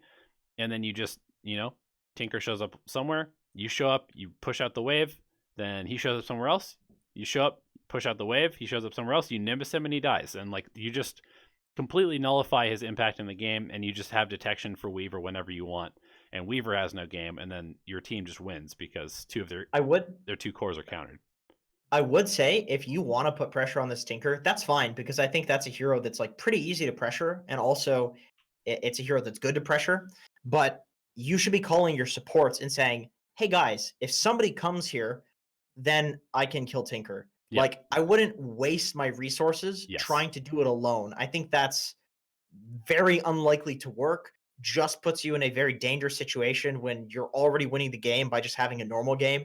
You can ask your supports and say, "Hey guys, like, this guy's a free kill. Who wants free kills?" Even I know people say, "Oh, my team won't do what I ask." People love kills in Dota. People will go for kills. Yep. And if they don't, well, we've already talked about the other scenario. Who cares? You're just free farming against a hero that you counter. Yep. That's fine. So, but that's how I would get kills on the Tinker. Is I would say, "Hey, if you guys come in, we can like smoke on him, or we can like, you can run at him and I'll help you kill him with my super long range and stuff." And you definitely could. So yep. I think the last 10 minutes of this game have gone exactly how I would want them to be played. You just like sat in the bottom lane, shoved it out as Tinker was trying to shove it into you. You got your Ags, and now the game is basically over for the other team. Like, there's pretty much nothing that they can do. You have two forms of detection for Weaver. Such a good Zeus game. Tinker can't do shit. So I'm not surprised that you won. It's a really good Zeus game. That's super good. So basically, what I want you to do is, number one, take your favorite hero. If it's Zeus, go into the last hit lobby and do that 5 times every single day until you stop last hitting with Arc Lightning and missing these super easy last hits, because that will accelerate your timing on all of your items by a huge amount. Number 2, right, treat it like it's masturbating. So like, do it like 5 or 6 times a day. Yeah. Number 2, I want you to commit to an idea instead of trying to do multiple things. Like, I think you finished these null talismans at like 17 minutes into the game after you had Ags. Just sell them. Like, either use them to pressure in the lane, like if you're against an Ember Spirit or something like that, a couple null talismans, right click him pretty hard. If you're against a Tinker, skip him. Go bottle, go Ags.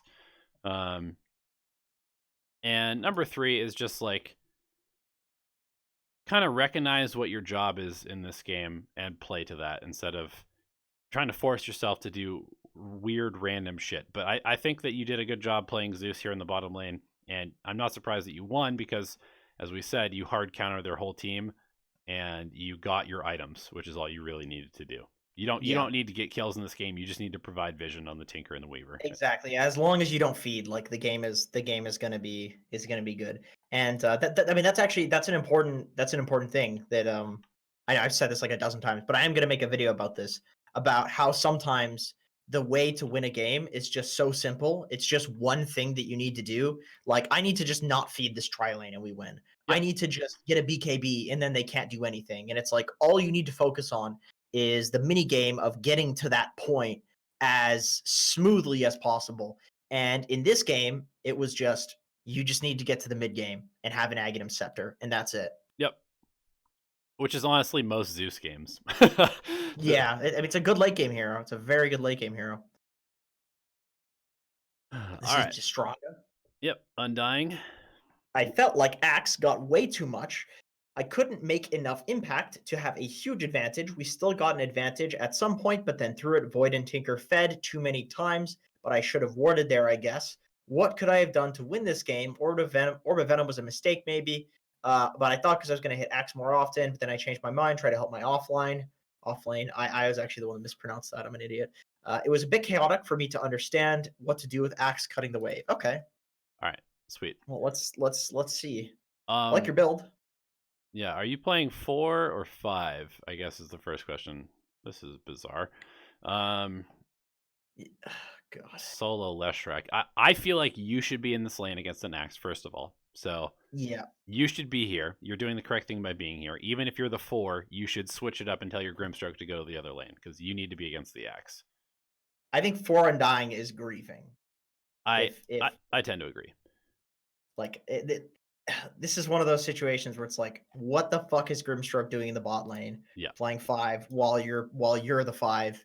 You're oh god. Oh, this is actually a disaster. Oh no! This Axe actually just won his team the game, straight up. He actually just won his team the game. He actually should have just suicided there, honestly. Yeah. Not try to TB. It's just so worth it. All you need to do with Axe is run at him alone while he's cutting, and you can deny his creeps, and you can stop him. The problem is you have 3 heroes doing this. Yep. One thing I will say that I've noticed people like Fly and No Tail will do against a hero like Axe that wants to cut is you don't ward aggressively. You ward here. You place your ward here because you know that they're going to be walking around this area trying to find the cut. So you ward here and it helps you keep track of the Axe. And then you just follow them around, basically. That's all you have to do. Yep. I actually like the Overvenom. I don't think that's bad at all. Me too. I think this is actually good. I don't like the fact that you guys are tri-laning a cutting Axe. I think this is dog shit. Yeah, this is... I mean, like we said, he's basically winning his team the game by what's happening right now. He's doubling up the wave. He's actually doing smart person stuff. Yeah. Oh, yeah, Jesus. He's owning you guys pretty hard, actually. You could have one person chasing him, and it's the same thing. Yeah, you need to tell the Grimstroke to go away. Grimstroke can't be here.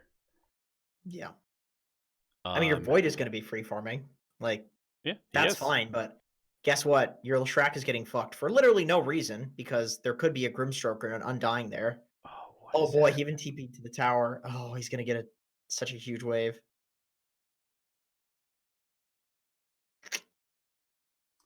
Yeah, I mean, I guess one thing is, okay, so you go to the top lane. If you told your Grimstroke to go top and he refused, I think that you kind of have to go here, even though it's the suboptimal way to lane the game, right? You have to help this Leshrac. And it's also really important that you come up here to help the Leshrac because you need to keep the supports here, because if the supports go keep them away from the Tinker. Right. Yeah, you have to keep the supports occupied for the Tinker to get enough farm to have a game. So I think actually coming top is okay. At this point, it's like almost unsalvageable, but you probably just go... Man, do you double the wave with a level 1 Leshrac, level 1 Undying against level 3 Spec? You could. I mean, probably. You're going to die doing it, but who cares? Yeah. I think you just double the wave so that Leshrac gets farm under tower, because right now... Although, at the same time, you are an Undying. You're not that far behind. You can just come up here and just trade. Except you're against 2 ranged heroes, which kind of owns you. I don't know. This is a tough one because your Grimstroke is legitimately ruining the game. Well, yeah, that's the thing. That's the problem. You guys ran at the Axe with like 3 people, and now you've ruined the game because of that. So one of you two needed to be up here, and it should be him. But if it's not going to be him because he's a dumbass, then it should be you. Yep. Otherwise we're all dumbasses, you know? Yep. I don't hate what's going on right now, but you should definitely come up and grab this wave instead of chasing the Wind Ranger. Yeah, I agree. I think what he's doing, shackling you to stop you from taking that, and you taking this, is so irrelevant. It's so fucking irrelevant, man. Yeah. You need to be getting these bounty runes. Like, you just need to be... Okay, so this is going to happen in a lot of games. If you play support, you're going to have a second support who is going to try to ruin your game actively, because that's what supports do in most pubs. They say they're Yeah, they're playing like, support. "Oh, it's so hard for me to win games. I Yeah. give my team so much support and I lose." And they actively try to ruin games. You know, they don't think they're trying to ruin games, but they are actively trying to ruin games. So if that's happening, and it will, you need to just be as useful as possible to your team, like from moment to moment. So that might be doubling up this wave, that might be getting the bounty runes, that might be warding, that might be getting tombstone and ganking the SF if he's low. Like, just do random shit that makes the other team's game hard, and like do your best to make as much space as possible for your win conditions, which are Tinker and Void, and basically treat this as a 4v5 because your Grimstroke is either a bot or a troll, or he has never played this game before. It's actually simple. You could make a list of like good things to do in the early game. Yeah. And just rank them based off of what's the most goodest things to do. And like cutting waves is a good thing. Pulling is a good thing. Stacking Getting bounty camps. runes is a good thing. Stacking camps is a good thing. And chances are, if you're doing nothing on that list for like 7 minutes, you're losing. Yeah. And pro players are just doing like 8 good things in 7 minutes, whereas immortal players are doing 7 good things in the same amount of time. And in this game, we saw, I think, like 1 to 2 good things.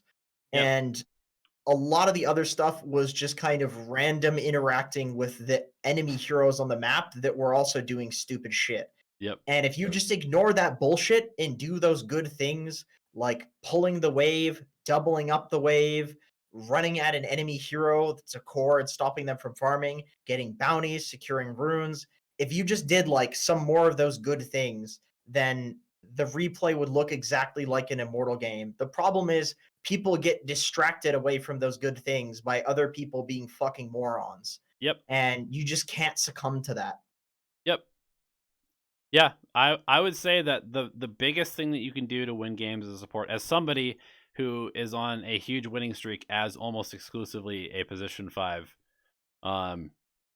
it's really just about not letting your bad teammates and the bad people that you're playing against pull you out of doing correct Dota. Like, that's really all it comes down to. And especially at this MMR, if you're playing Undying, you should probably win 90% of your games, because this hero owns the lanes and he's going to make people want to quit or give up. All right, moving on to Eddie Mercury, position 5 Batrider. I don't know how to play Batrider and would like to learn. I think E is better to max than Q. I feel really strong at level 5 and 6. Then it feels like I fall off a cliff until I have Force Blink. I don't think any of his spells are that good outside of laning, except for maybe pushing side lanes. Prove me wrong, please. Thanks for your help. Enjoy your evening. So, Okay. I did a little research on position 5 Batrider on stream today, thanks to Eddie, because he was asking this question to me there. And from what I could see, the position 5 Batriders I looked at were like Cinderin and who else? I know that like No Tail's been playing 5 Bat. I know that I think Fly's been playing 5 Bat. You just basically treat this hero as if it's like an Undying or an Ogre, and you just lane dominate for your hero. And you just kind of body them away and let your carry get a couple of free levels, and then you pull when the lane pushes. And it's essentially just a lane dominating hero that doesn't have to do a whole lot in the mid game except for just lasso the most important hero by running in when there's chaos going on. Does that sound right? Yeah, sounds about right. I think also people go like some Tranquil's Blink. Like, Yep. you do try to get a pretty early blink because you just, that's how Bat is like the most useful. You can have no items in a blink and he's still going to be useful. Well, hey, that screams position 5 right there. Yep. So yeah, Tranquil's Windlace Wand Blink into like against this lineup, Ghost Scepter. I'd say Ghost Scepter is like one of the best items you can buy. Force is good too for like pulling Medusa out of position or Drow or somebody like that. Yep. Oh, and we've got ourselves a Tinker game. So also spend some time stacking the jungle, because you have a Sven and a Tinker and an Underlord and a Bat, all of which want to take stacks. Hey, technically Snapfire could too. Yeah. I mean, you know what? There's something there. I remember, What, stacking for Snapfire? yeah, GH would do that on Crystal Maiden. He would stack Oh, a camp and then farm it with the ulti. yeah. And you could probably do that on Snap too. Okay, so one thing I do want to say, Eddie, is that I think you're playing this pretty well, but I think that you're harassing the wrong hero. I think that it's Slardar that makes Sven's game hard, and so you need to expend all of your resources on Slardar and not the Tusk. You know, Tusk plus Slardar is difficult, but I think it's really the Slardar that is going to beat the Sven in lane for the most part.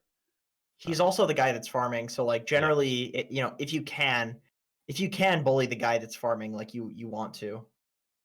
Also, you're And they're both melee heroes, so I think you know they have to either commit to you, or you can just bully this Slardar. Yep. It's unfortunate this guy took cleave when this is insanely good against their heroes. It's so good actually at It's level 1. What the fuck? 6 armor? Jesus 6 armor, Christ. 12 damage. Yeah. It's so Pretty good. nuts. Pretty nuts. So good. Hey, let's do some polling. Come on, Eddie. We've been over so many of your replays now. You're usually so good at polling. Let's get some lane control back here. I gotta say, I've been playing carry lately, in some games, and games feel unplayable when supports aren't pulling, to the point where I literally just do the pulling myself. I Yep. don't even ask. Yep. And it's like the amount of like how the game goes from being totally unplayable to me totally free farming. Like that's what pulling accomplishes. Yeah. And yeah, I whenever I'm playing carry, I don't give a shit what my support's doing as long as the lane is coming back to my tower eventually. I Yep. can sit there and get dicked on for like 2 waves, no problem. Yep. As long as I'm gonna have 2 waves after that of like free farm, because I'm a carry and I'll eventually carry the game. But when the lane is like constantly pushed out and you've got some like Nature's Prophet who's trying to hit them with treants and stuff, and it's like, okay, well you're harassing them, but I'm not farming while this is happening. I mean, Sven's doing okay; he's doing fine, but you know, that's just like personal anecdote from my pubs. Yeah. I mean, this guy's also setting you up. He went cleave super early, so the lane's going to push. So just pull. He's already doing the pushing part. You don't even need to be in the lane, really. You just stack pull, stack pull, stack pull, stack pull the small camp over and over and over. And you guys Yeah, just I would stack the hard camp for yeah, the Sven actually. That'd be really sick. yeah, stack them all, man. Is he doing it? Like, click on him. I think he did stack it. Nope. Oh no, he stacked the small. I think. Yeah. But yeah, I mean, I think that you left without leaving your Sven a ward. That is not good. Damn, he got solo killed by a level 5 Slardar. That's nuts. Yeah, that doesn't feel good. I think that your rotation to the bottom lane was sort of ill-advised in terms of timing. Because you started TPing when this guy's being chased. And I'm not entirely sure why you TP'd bottom. So this guy's being chased currently. And we're just TPing. Eddie. Why? Why have you done this? Yeah, I would definitely say like, you know, the whole reason that you would leave the safe lane is like the whole idea behind it is that you're leaving the safe lane in a healthy, individually sustainable state, and then you can go to another lane. So the very first thing that you want to ensure before that happens, whether you need to like communicate with your Sven and get some sort of like confirmation of that, or leave a ward or whatever, you need to ensure that that place that you're leaving is going to survive without you. And sometimes I'll even say like, "Look, man, I'm not a carry player. Tell me if you need me here, and I'll stay." And then it'll be, you know, some carry player, and then they'll say, "No, I'm fine." And then it's on them if they die. Yep. Or they'll be like, "Yeah, I need you," and then I'll stay, and or I'll go stack, or I'll go like fuck with people in the triangle, or go mess with mid, but still generally stay in the top area. Um, I would say basically what happened there is just not leaving the Sven in like a healthy state. He had no regen. He was getting chased down by the Slardar. There's no safe lane ward. You did pull the lane first, which I do like. But like with no safe lane ward, if you pull the lane, like he could get dove by that double wave that's going to be under his tower. If you don't have a safe lane ward, you don't know who's there. So that is definitely a bit of an issue. So Yeah. unfortunate timing. It's one of those things where like in future you probably just like vow to, okay, I'm gonna be very careful about this now. Yeah, and I think with just a bit more focus on the stack pulling, then the time at which you left lane is probably fine. But yeah, drop a ward, make sure that your Sven actually has like a 2-level lead, which he should in this lane, and then you can go gank other lanes. And I guess the Drow is probably the best target because you and Tinker are not killing Medusa, but at the same time, Medusa is probably the more important hero in this game than the Drow.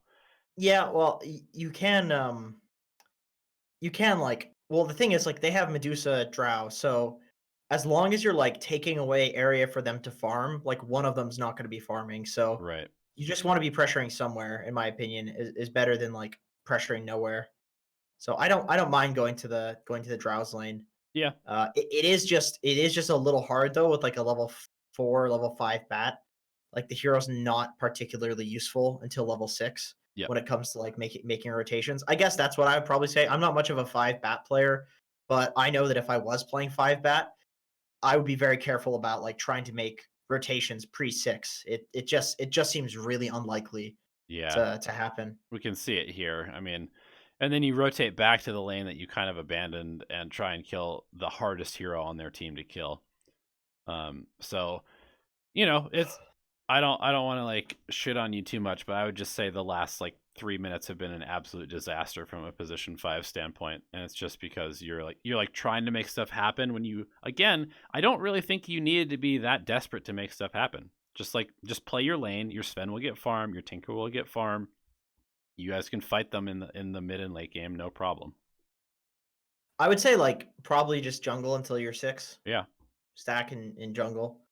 Because your Sven like doesn't really need help up here if he's not a moron and he's healthy and you leave him a safe lane ward. Yeah. I would say, yeah, like just get your level 6. That's like my impulse. Maybe that's griefing to play a position 5 and try to get level 6, but No. I don't know. I don't see how the fuck you gank people until you're 6 and have lasso. Like you're gonna level 1 pit of malice people into Firefly. It's gonna do 0 damage. Yeah. Like these things are not gonna work. You need lasso. You need Snapfire ulti. Like these are things that increase your potential for killing people by like a massive amount. Yeah. I gotta say, I've seen this so many times now in replay reviews because we have so many support players and we've got so many like good support players who are really trying to improve, and they are improving, but there's just this need. Maybe you guys are just sending us the replays when you're tilted, but I see it so much where there's just like this need to make plays so badly that you're just doing it without a timing to do it. You're forcing so hard to like make stuff happen. When if you just take 2 minutes to get the level that you need, to get the one item that you need, whatever it is, and then you go make plays, you're going to have like a 90% success rate instead of like a 30. And if you're constantly trying to make plays with a 30% success rate, you're probably going to feed, and you're probably going to bait your teammates into feeding, which is just like the fastest way to lose the game. Agreed. There's 2 like really strong timings on support bat, at least that I can see.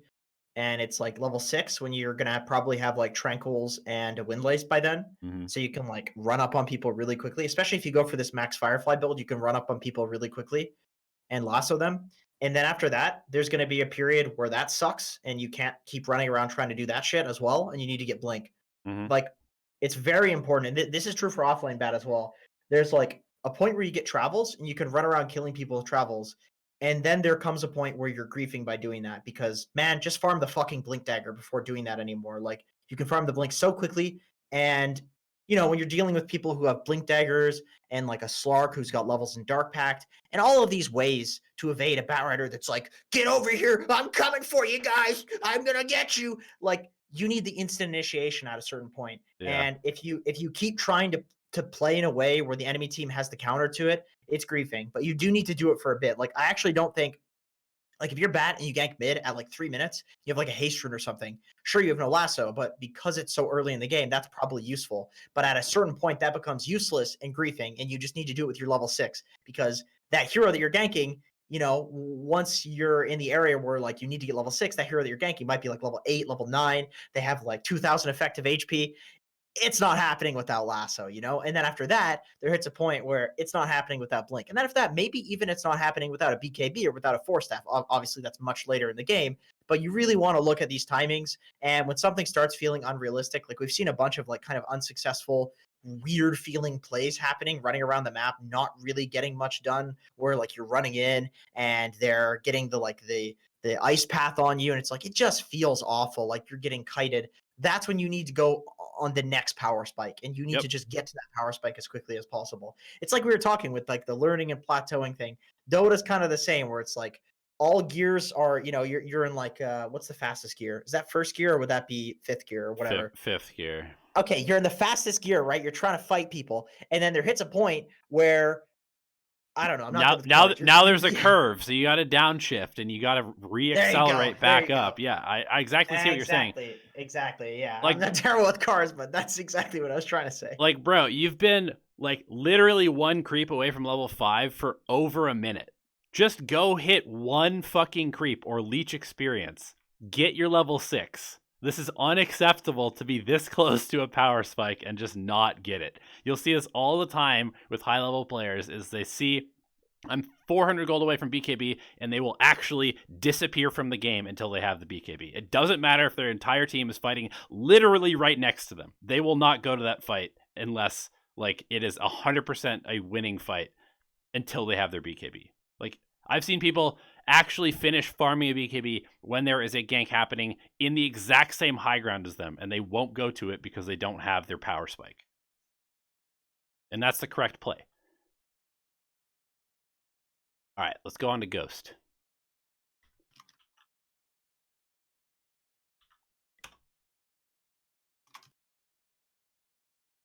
Nature's Prophet. Haven't seen this hero in a while. This is my favorite. Is he actually your favorite hero? Other than Pudge, but Pudge is dog shit, I would say yes. So like currently, yes, Nature's Prophet. I have a lot of fun playing this hero. I fuck with people all the time. I just troll with this hero. Hell yeah. I really want to get better at this hero because he seems extremely fun to play. And I have fun when I play him, but I'm also not good enough to win games on a regular basis.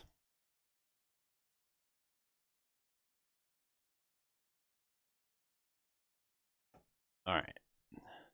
So I'm actually writing down stuff that we talk about because I do feel like yeah, we also the best stuff is what comes from these talks about the game. Like all of my best video ideas, I've been like talking with Ellie about Dota, or I'll do coaching and I'll talk to somebody about Dota, and it's like, you know, you come up with something and it's like, oh man, that sounds that you know, you formulate it into words and it feels good.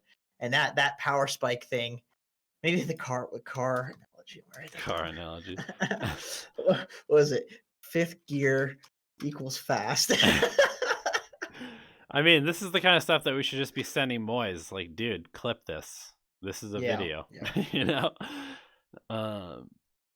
So if you're watching, sir, editor, this is the kind of stuff that you want to clip. And then there's also a part of me that thinks like, as you know, well, not a part of me, the full of me, as like content creators, there's a way to articulate these more complicated concepts into the video medium such that it takes less time to explain than to just talk about it. Sure. You know, because that was pretty long-winded, our whole explanation of that. And I think if that's more well written and explained using visuals, it could be 5 minutes and people get it. That's true. Fully. That's true. All right. Position 3. Oh, you son of a bitch. I don't know how to play this hero position 3. Dude, I want to see this one. So I'm going to wait.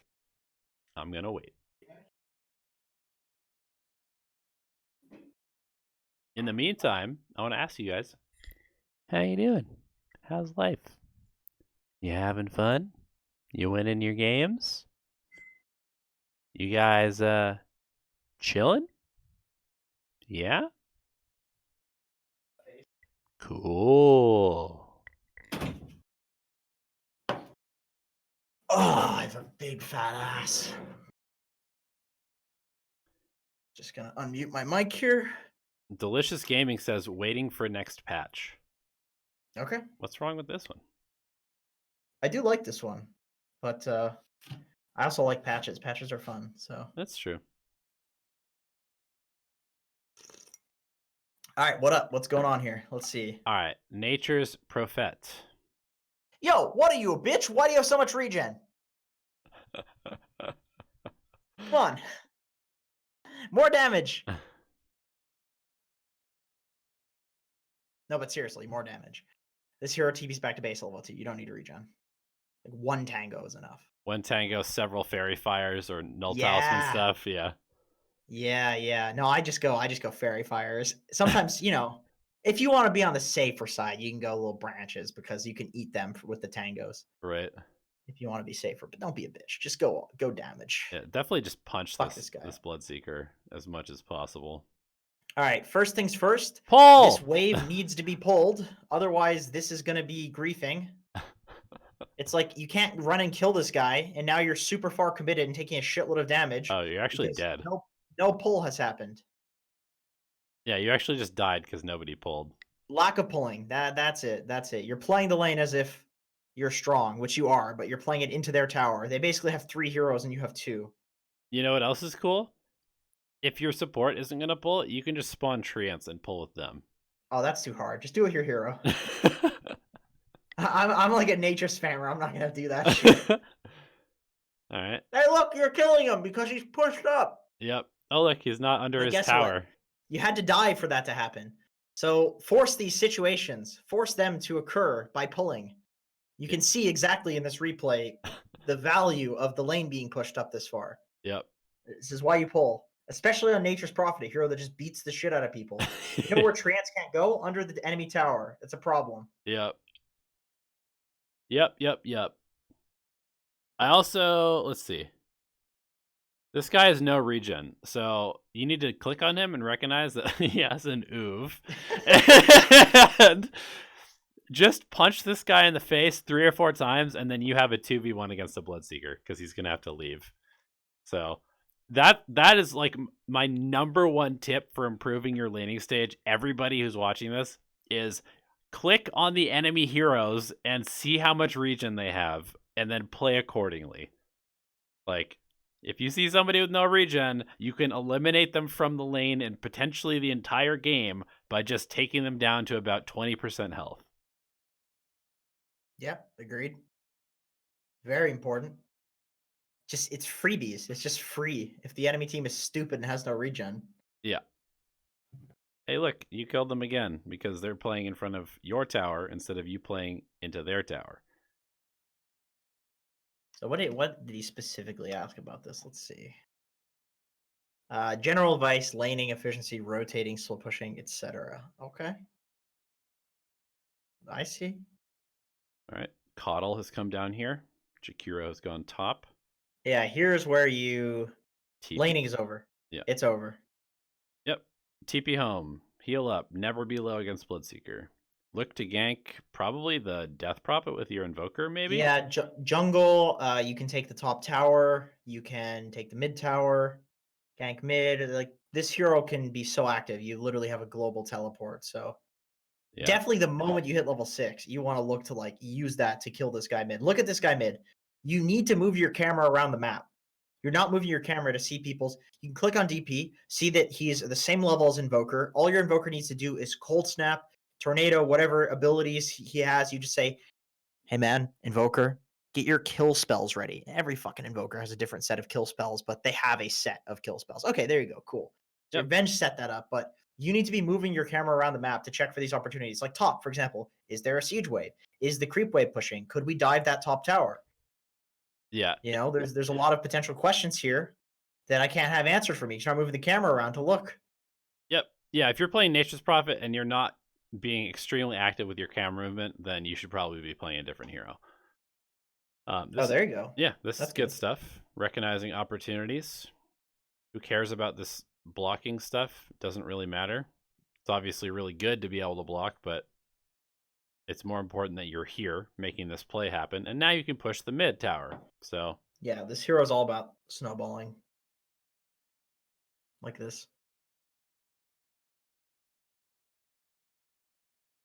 Also securing bounty runes and objectives with your teleport.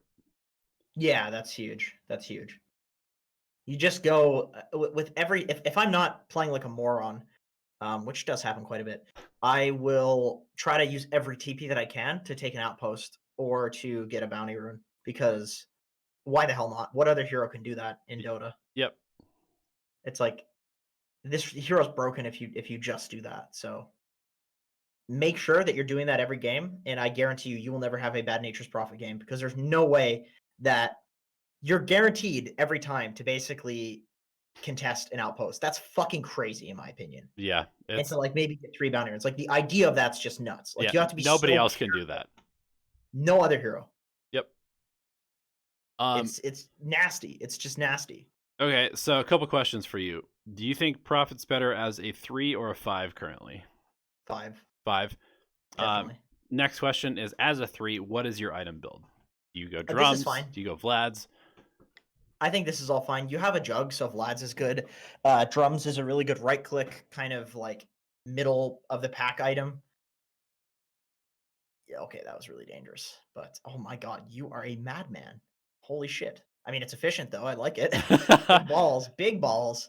But yeah, no, this is a good build. This is a good build. I think that's Cool. I think it's fine. I think building into an eventual Orchid is good as well, especially because you guys don't exactly have the greatest disable. How about Spirit Vessel this game?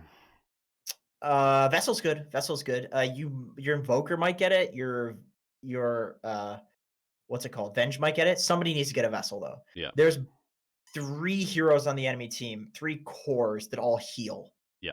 So you definitely need to get the Vessel. I think that Orchid is really good because it prevents Death Prophet from getting her ultimate off. It prevents Snakes from getting his rage off, and it just, I mean, it's good against Bloodseeker Forces BKB as well. He's like an easy kill if you Orchid him. So I do really like Orchid. I'd probably let my Venge get the Vlads. It's just one of those games you need to disable, I think.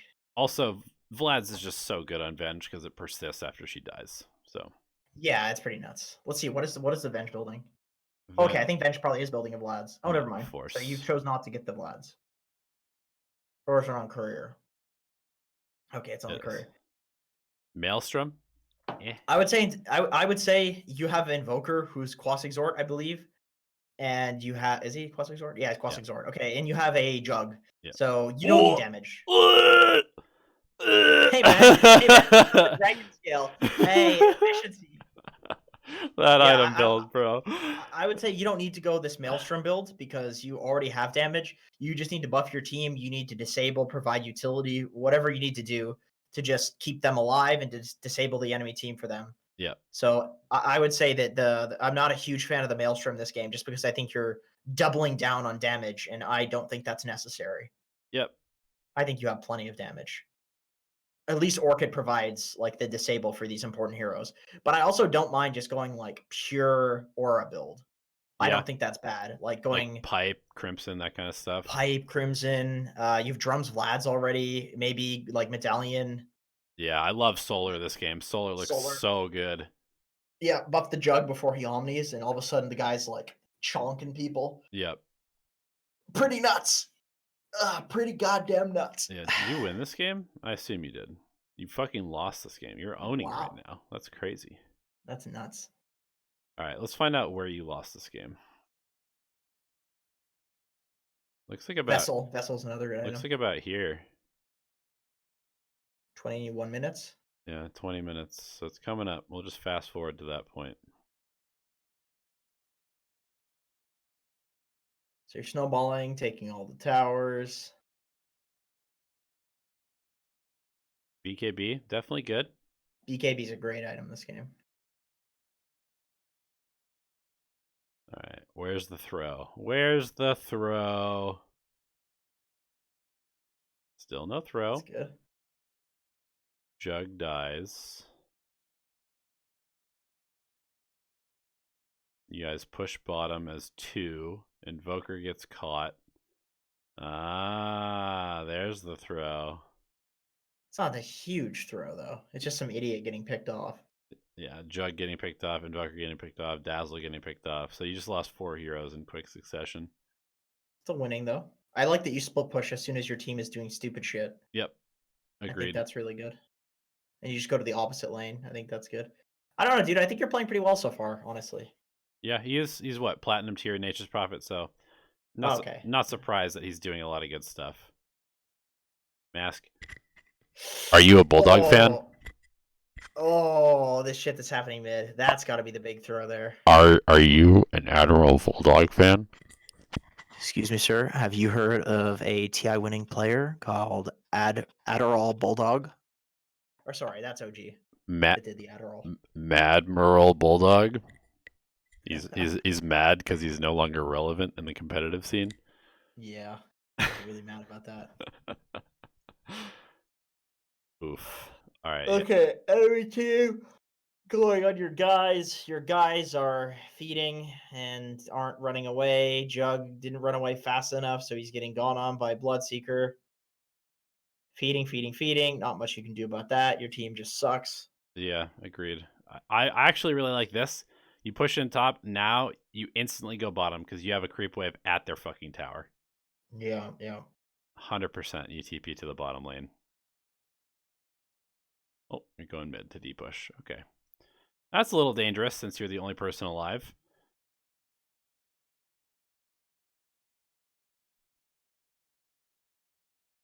Mid lane's a hard place to be. I just gotta say that. Like it's rough. I would say the mid lane on Nature's you leave to your idiots because they're not gonna have anything else to do other than stand mid. If you watch the recent video video by Owie, he says how there's a very common smoke that people make where you basically just smoke and then kill whichever idiot shows himself in the mid lane because it's insanely dangerous and somebody's gonna be there. Yep. Don't be that guy. Yeah. It's just there's gonna be so many people just sitting around the mid lane doing nothing. So just let them do it. You don't need to go deep push that unless like your team is all the way somewhere else, but they're all respawning. So yeah, agreed. All right. I mean, hey, there it is. You're dead. I told you. Dead. I told you. That's it. Nope, alive mid because your Dazzle's a god. Still, that's it though. Yep. That's what I was talking about. The guy that sits in the mid lane fucking dies always. Yep. Yeah, make the guy in the mid lane your treants. Exactly. Or if you're Enchantress, people send the creep down mid. Yep. Oh, so you guys got mega'd. Unfortunate. You guys are trying to come back into the game. You're gonna just lose. It happens. I thought you played relatively well though, but definitely itemization wise, I think auras, and maybe if you build the auras, then you're more likely to show up for these fights with your team. Or just fully commit to split push, pick up a fucking Desolator AC, and just rat the crap out of them because they have a Death Prophet who wants to just be running down one lane and is really bad at dealing with split push. So I think that's completely viable. All right, let's go next. Go next. Party. We got party. Party. Bane position 5. Bane position 5. Spammed Bane to 6k, winning almost every game. Now I just do not win. I already lost 250 MMR. Well, you probably need a therapist, not a. I can tell you, I know how binge losses work, man. Yep. Yep. I'm going to assume that we're going to watch this and you're going to be playing like a 4K player because you're tilted. Because that's usually what happens. Yeah. That's life. He says, refresh, please. I changed text.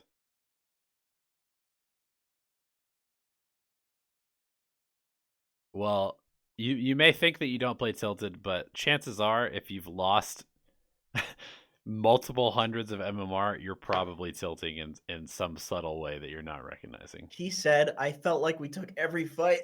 Oh, fuck. It looked somewhat decent, but we were just too bad. The speed the enemy team played at caught me off guard multiple times. So I just need to get used to that since I gained a lot of MMR.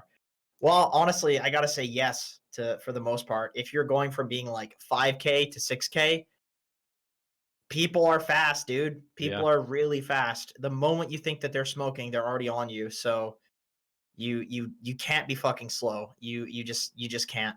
It's like people go from being basically animals to like grandmaster chess players, for God's sakes. This is insane. Walking up here is completely insane.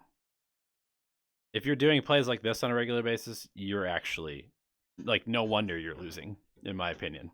If these, I mean, it's like it's insane, but I don't know if I would go that far. dude, It's like you're a Bane, so I don't know how much of a fuck I give about this. no, but you'll get punished for moves like this. Like if this is a common movement pattern that you have where you're running up a high ground with no vision at like half HP, I don't care if you're a Bane. He has the lone druid bear, so he knows that it's just 2 heroes here. Still, better players will kill you. Sure, but I'm just saying I don't know if it's like I'm just telling you I this. don't know if it's that bad. It's This like is the stuff that will get punished in 6K plus that wouldn't get punished in 5K. Like yeah, all I'm saying is like it will get punished, but if you're a Bane, I don't know if I give a fuck about it getting punished that much. Because like if you die, so what? Okay. Unless you're feeding like the enemy mid first blood or something like that. There's worse things. There's just worse things. That's all I'm saying. Yeah. It's like if he was a hero that wasn't a Bane, I would say yeah, but Bane is like I don't know if I care that like I would prefer a Bane to be overly aggressive than under aggressive. Yeah, I agree. Like undying almost. I agree. I'm not disagreeing with you. I'm just saying it's like I'm actually not that mad at seeing that happen if you feed there. Sure. So pulling, good stuff. Winning all 3 lanes. Oh, yeah, sure. pretty okay. Well, yeah, that's good. Hitting people, nice hitting, good drawing, really impressive stuff. You pull, yeah, that's good. Good job. Hit this guy while they're trying to contest your pull. Yeah, looks like you're laning. This looks like 6K laning. Yep. Yeah, whack this guy. Okay, he turned around, hit you. Joke's on him, you're a Bane. Now you're committing to 2 people, but you're a Bane, so it doesn't matter because you just survive somehow, even though it's fucking insane. You get wards, you leave a ward for your drow. Good stuff. Good stuff so far. Leave a ward for your moron. Go feed the mid OD. Oh, okay. Let's go back and let's watch that. Yeah, I don't know if I'm down with just ganking let's with a just lone like druid. right. Okay, I was gonna say let's just like pause here and just analyze like how realistic this gank is. Yeah. Okay. So we're a level 3 Bane. We have a lone druid. No Does he have the phase. fear? Does he have the fear? Yes. Okay, so he does have 1 point in the Savage Roar. No phase boots currently. No phase boots. I would love for something to happen here where like you sleep and then somebody else TPs in to this. Yeah. Because to me, this like what are you using the sleep to set up for? Right. Like roar, maybe the Savage Roar, but then he's running faster away from you. Yeah.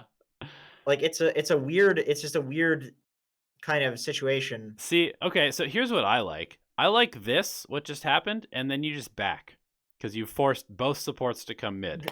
That's a good point. That's a really good point. I really like that as well. I think that's super high skill. I think you come and like almost fake the go. You bring supports mid, and then you can decide: do we want to go kill the Morphling bottom? Do I want to go back and kill the Doom?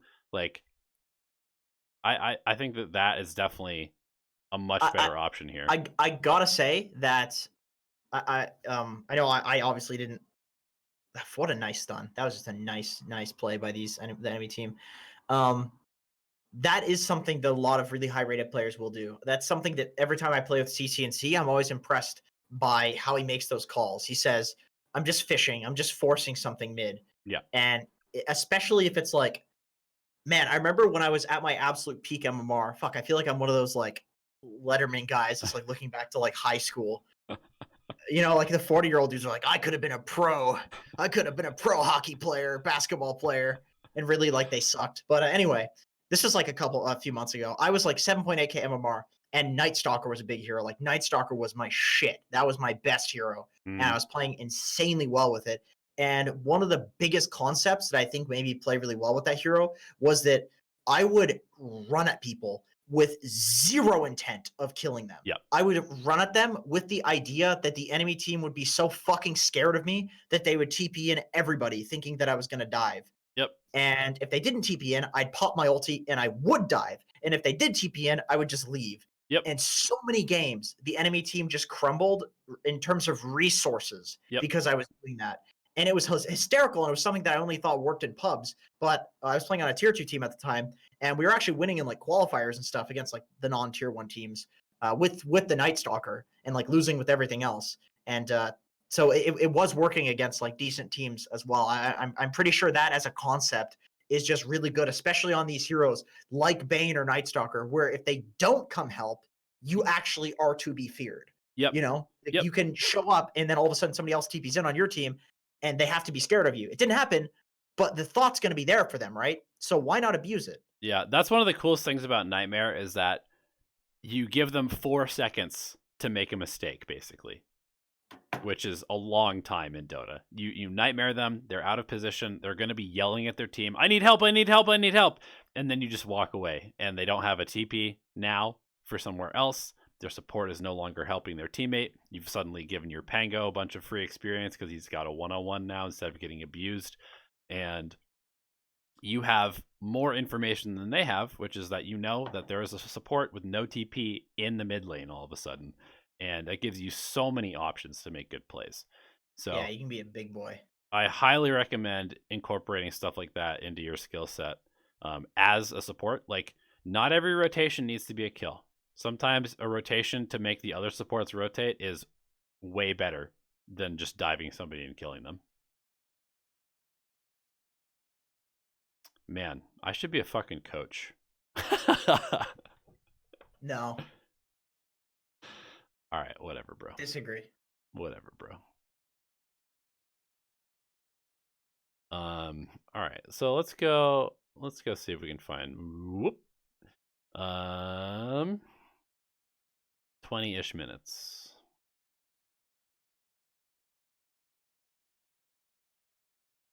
You guys are up 6K.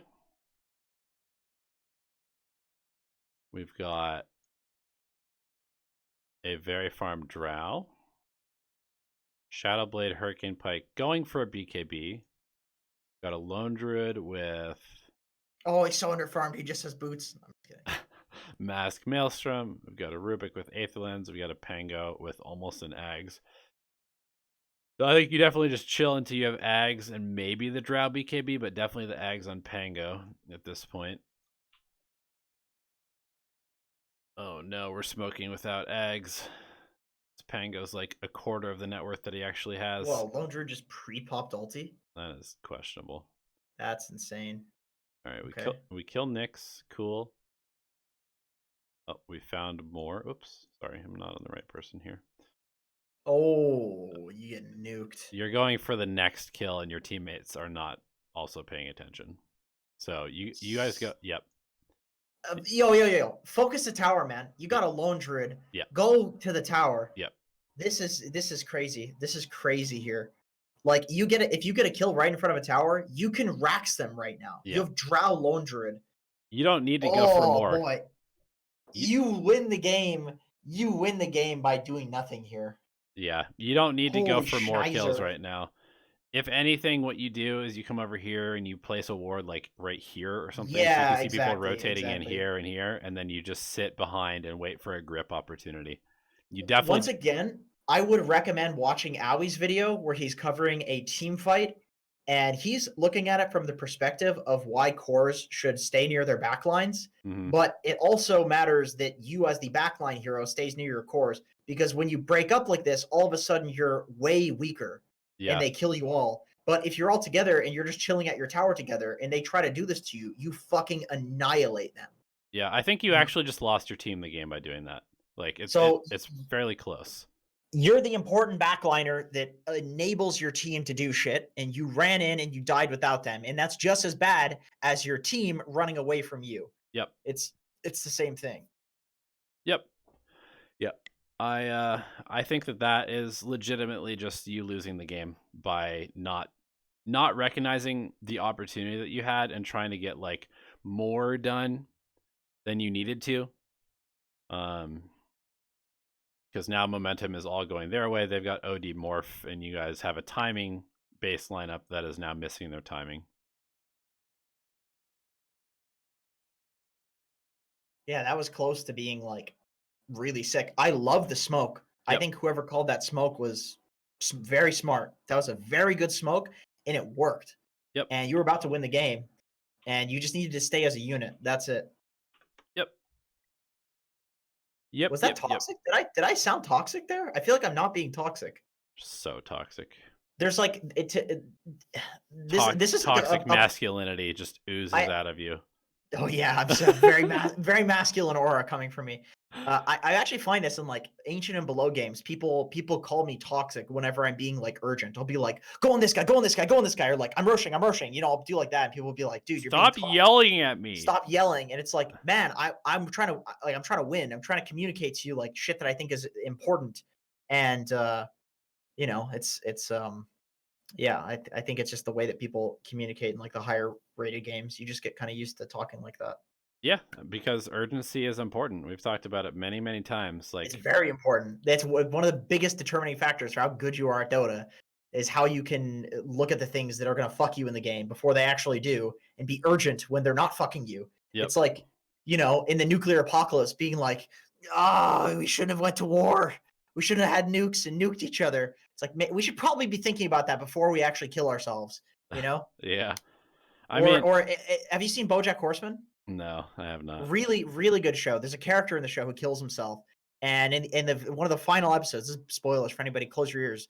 One of the final episodes, this character is like, all the dead characters in the show are kind of in somebody's dying, and they're like seeing all the dead characters that were in the show, and they're kind of like talking, and it's like they're in heaven, but this weird version of it. And he's reciting this poem, and he's talking about like the view from halfway down because he jumped off a bridge. And he's basically saying that when he jumped off the bridge, he saw the view from halfway down and he thought it was beautiful, and he didn't want to die anymore, but he was already halfway down. You know what I mean? Right. Yeah. It's like obviously that's a very morbid thing. Amazing show. I would highly recommend it. But it's like the same thing where a lot of people, they have the urgency. We all have the urgency. It's just a lot of us, especially in Dota, have the urgency when it's already too late. Yep. And at that point, there's no point in being urgent. Yeah. You know? How many times have you been trying to get your team to group together? You're like, we can take a fight. We can take a fight. Let's just take one fight as 5.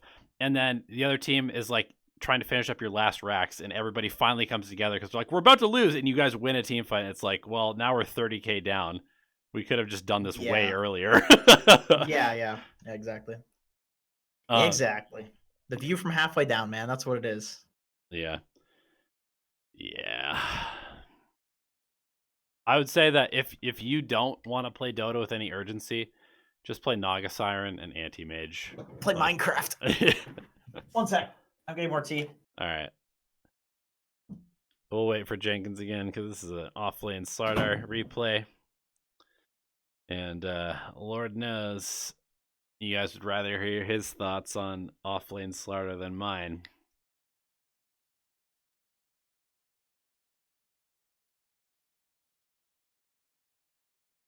Can one of you make a video on camera control and positioning? I feel like we have. Try using the search function on our YouTube channel. No? Search for camera control. Because I'm pretty sure Jenkins already did like 6 months ago.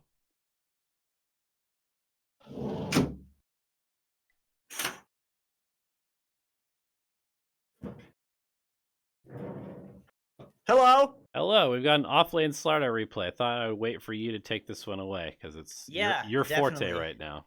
Yeah, I can definitely tell you how to win with Slardar with my 20% win rate on Slardar. I'm very good at this hero, actually. Everybody's going stun first now. I swear to God, I went stun first. Somebody's like, dude, that's so bad. You just need to go bash. You just need to bash them. Dude, look at the damage stun does. It does more damage than freaking bash does. Stun level 1. 80 versus 60? Come on. 80 mana? That's nothing. Today, you know, it's funny. The very first time, dude, what's with people and just giving up because they don't like your build or your hero pick? It's so annoying. I found that it's happening a lot more since 7.24 for some reason. I had maybe I'm insane. Today, the very first time I picked Batrider as position 5, my carry last picked Luna, first of all. Of all heroes. Total garbage. One of the worst heroes in Dota. I go to pull, he dies. And then he comes back to lane and dies again. And he says, I really hate you for picking Bat 5. Why couldn't you have picked a better hero? And somebody else on the team was like, Bat 5 is good. why did you pick Luna? And then he abandoned the game. Oh, man. Jesus. Yeah, I was like, well, I'm glad this one's going to be over quickly. Yeah, after feeding First Blood, though, right? Making sure that the game counted for the enemy team. Right. Honestly, those people, like, the game is usually better off that they're gone. Yeah, agreed. That you can win. The only problem is we didn't really have any carry potential outside of our Luna, so it was like, all right, whatever. We'll just chalk it up to... Lena Slardar, man, that's a nuts lane. That's an insane lane. You both have like 8-second cooldown stuns. Yeah, that's... Is she farming? What's going on here? Oh, okay. I see. All right, once again, first step, pulling. Well, it's not able to pull yet. I'm just saying, like, my first thought is that if this lane is far up, I don't like this. I want to pull. I think we have... Oh, no, we didn't block the camp. Okay. Also, Lena should be playing to the left of the lane instead of to the right. This is really garbage because this shaman should not be able to play where he's playing. He's blocking you guys from pulling, and he shouldn't be able to do that because you should be both over there hitting him. So you need to tell your Lena, hey, man, fucking hit this shaman right now. He's weak and will feed to her 2 stuns. Why are you playing to the right of the lane like a pussy when we have a really strong lane? Yeah. Why is this guy able to block us from pulling? Now it's 2 minutes and the lane is right in front of the enemy tower. Yeah. Dude, look where he's playing with 10% HP. This is insane. You guys need to stop playing to the right of the lane. Play to the left. That's where the pull is. Just going to keep pinging this. All right. How long does it take for you guys to pull this lane back? Because if it's more than 4 minutes, I think that we just leave this replay. like it really is just, at this point, after what? This is probably something like week 40 of replay review.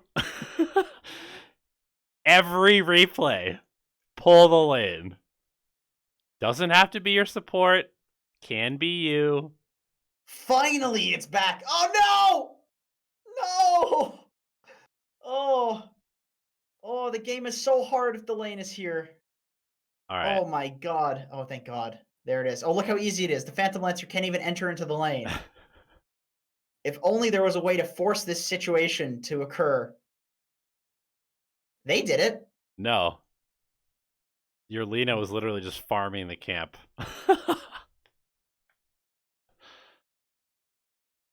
All right. Did you ask any other specific questions? Let me look. Because I'm done. I'm done with this replay. He said nothing but a sea of green this week. Well, that's good. After dropping down to 2.2k support MMR, I'm back up to 2.5k. Last week, I posted a Slardar video with 2 gloves of haste. I tried them last night again after rewatching your replay review. Max sprint this time. Really loved how it felt. Man, I've been doing that too. It feels so good on Slardar to max out this sprint. People are going like maybe sometimes 2 points in bash for the lane, but it's always like try to get that sprint maxed out as soon as possible because it just gives you the most ridiculous chasing potential. Looking to fine tune my approach to this hero in the laning phase. Okay, pulling. There you go. Lena is my friend, and we like to duo queue together in the off lane. Man, if you're playing these like kill intensive, these like really strong dual off lanes, you have to pull. You have to play to the left side of the lane. You are the ones that are applying pressure. If you play to the left of the lane, they can't pull. They can't stop you from pulling because guess what? If they do, you kill them because you picked the lane to do that. But it all starts with you guys playing on the left side of the lane. I was going to say the right side of the lane, meaning correct, but obviously that doesn't make any sense. Play on the left side of the lane and try to pull and just snowball with your max sprint. Yep. And I think that if you're playing these like kill heavy snowball lanes and you play them correctly at your MMR, you guys will like literally never lose. You'll win every game. Yeah. Like people will feed. Okay, we got Shadow Trader, Monkey 4. I've only recently started to do the wave darging thing. I love that misspelling of dragging. That's always a good one. Thing on position 4. Realize how broken it is when you don't get contested. Sadly, my Razor contested or something. Excuse bad plays because this is experimental. Need advice on what to do during the mid game. Okay. Monkey King 4 in the mid game. tough. I mean, you either turn into just like a core A right core, clicker, yeah. or you go like maybe like Solar Crest, that kind of stuff. Vessel, yeah, Vessel, Crest, that sort of shit. But I really kind of feel like if you're not taking advantage of the right click potential from Monkey King, you're probably leaving something on the table. That's just my thoughts. Probably, yeah. And I mean, if you go Vlad's Crest, like you're still taking advantage of it. Yeah, that's true. That's true. It's just like also building 4 items that are decent on 4, so it probably isn't that bad, honestly. Yeah. Okay.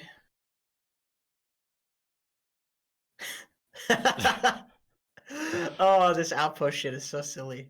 Just memes. This is kind of a difficult. Whoa, do not like this.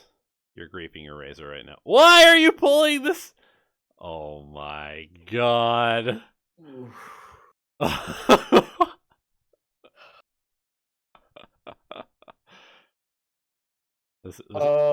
This is me as the razor right now. This is me as the razor right now. I don't think you need to pull the lane in this game.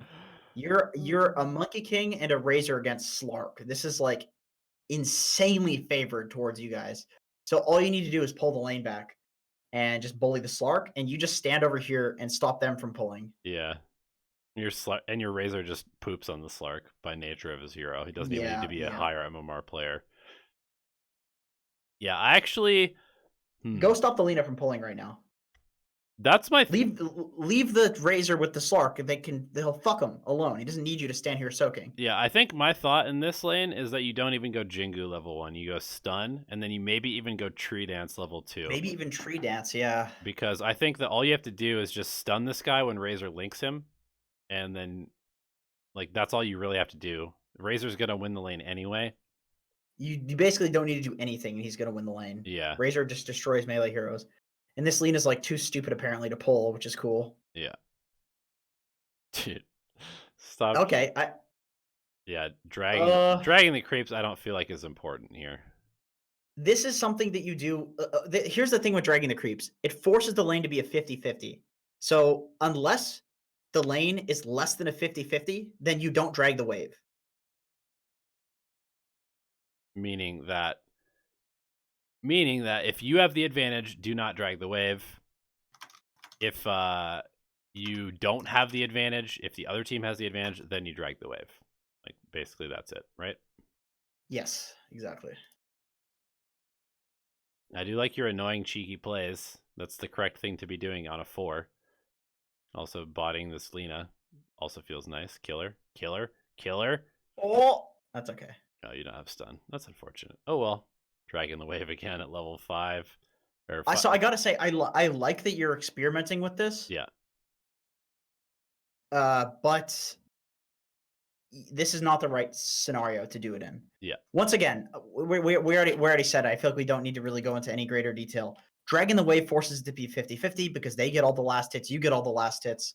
So if you have a better if you have better margins than 50-50 already, then dragging the wave is actually losing you gold in experience. Yes, exactly. And I think the lane is like 90-10. You have 2 melee dominators versus a shitty laning melee hero.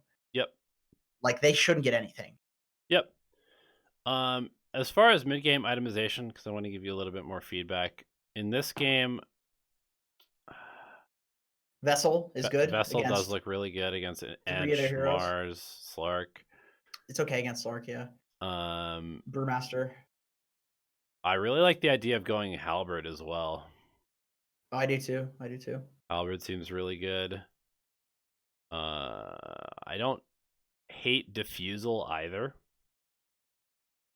It's just expensive. It's like I feel like Echo Saber and Diffusal and these items are like, I would really love to see you building like the items that do both right click and supporting. Yeah. Like these Solar Crests and Vlads and things like that. I think that would be really good. Yeah, I actually think that Vlads would be super nice on you also, just because this hero really lacks stats, and that's one of the reasons why core Monkey Kings always go for Echo, because you need the strength, because you're really, really squishy otherwise. So I think if you just go Vlads, which has 2 little stat items in it, you end up pretty well off in terms of your HP pool. as well as you have armor and mana regeneration, which you definitely need too. Party asked the question about pulling the wave. If the enemy team is good, they won't drag the wave into their tower. They'll pull up behind their tower and they'll deny one wave as well. Yeah. So you're losing one wave and they're losing one wave. Yep. So it's even. Yep. Unless they're shit. Most shit players will pull it into their tower, and then that just results in, you know, they don't get the wave deny then. Or people will pull. Good players will also pull it into neutral, so they get the neutral as well as the the wave. Yeah. I definitely don't love the fact that you're just jungling for the last 2 minutes on this hero. If you're going to play 4 Monkey King, I think you kind of need to be in the lanes, pushing the lanes out with your Primal Spring. Or yeah, I was going to say, setting your team up for kills. You could actually sit top and just cut the wave, and that's a really good way to make space. Yeah. For sure. Or bottom in the dead lane. That's also acceptable, I feel like, on this hero. As a 4. Yeah, for sure. If you're gonna play it as 4, yeah, that seems like one of the only ways to really be effective. Is to push out one of the side lanes. Yeah. You definitely don't take safe jungle camps away from your team, though. No way. Yeah, definitely not. You want to be making camps safe. Yeah, and you want to spend a lot of time, like, you kind of want to play this hero as a 4, like a Nyx assassin or a bounty hunter. Like, you need to be like very far ahead of your team, giving them vision so that they can play to you like a ward and set up for kills with your boundless strike. I feel like you're just kind of sitting behind your team constantly and waiting for something to pop off, and then you're like primal springing in or like dropping Wukongs. But you're a 4, man. You're the vision hero, so you need to vision for your team. Otherwise, I feel like you should probably be something else than a Monkey King. You know, you should probably still be a Nyx over a Monkey King, but I don't hate it because I think that the hero, you know, he was a really good 4, and he probably can be a viable 4 if you find the right way to play him. But sitting behind your team is not good on any 4, in my opinion, unless you're an Earthshaker. Like a counter initiator, of course. Yeah. All right, let's go next. So we've one final replay from Silence. Well, actually, we have 2 more after that. But do you want to do the 2 others, or do you want to leave them until next week? Let's do them next week because we've been going for almost 3 hours now. It's been a while, yeah. Yeah. I gotta go. Play consume. Some pubs. No, dude, I gotta eat. Yeah, play some pubs. You fiending for some pubs? I don't know. Maybe we'll see. Not with that attitude, you ain't. I'm banning you from pubs for the night because you sound like you don't give a shit. Okay. I just gained you several hundred MMR, Jenkins. You're welcome. Thank you. I need it. I desperately need it, actually. All right, so we're gonna watch Later Virgins playing Dazzle. Okay, Later Virgins, sick fucking Dazzle player. This is Silence. Hopefully not late. I'm the Dazzle, but I was hoping you could review the PA. He's a friend of mine, and I'm trying to help him with his core gameplay. Okay. Let's do it. Let's do it up. So we're actually looking at the PA this game? Yes, and since he's not here, we can really shit on him and not feel bad because he's not the one that's paying us money. So we can shit on his friend. I'm just kidding. We'll be nice. Trash. Garbage. Trash. Dude, garbage. Your fucking items. You don't even have the Arcana. Like, are you bad, kid? Dude, you're so bad. You're getting blocked by Later Virgins. Now you're blocking. Ooh, nice body blocks. Oh, you're getting blocked now. Oh, you're so trash, kid. Yeah, just get good. Seriously. Yeah, if you had the Arcana, this would be way easier, actually. Yeah, seriously. Oh, going for the steal? I like it. I really like it. Yep. What MMR is this? Unranked. Can you click on one of them and see? Can you send an ability draft game next week? Oh my god, it's a fucking... Absolutely. Oh, Jesus. It's like a popping pimple. Makes me want to vomit. God damn. I can't see right now because we're in the game and it's unranked, so Okay. Well, that steal was pretty high skill. Yeah, I liked it.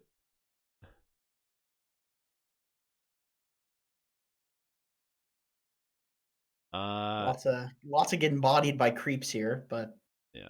such is life. Let's Good do some last hitting. aggro pulling. Let's pull the creep wave. All right, that guy's dead. Let your dazzle finish him off. Let's pull He these. is. Let's pull these creeps over to our range creep and get the lane going under our tower. Sound good? Sounds good. I'm getting some vibes from this game. I feel like from what I've seen so far, either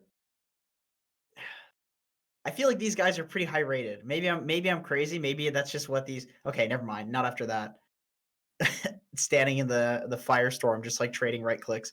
Okay, so I don't know what your MMR is, so it's hard for me to come up with the information that you already know.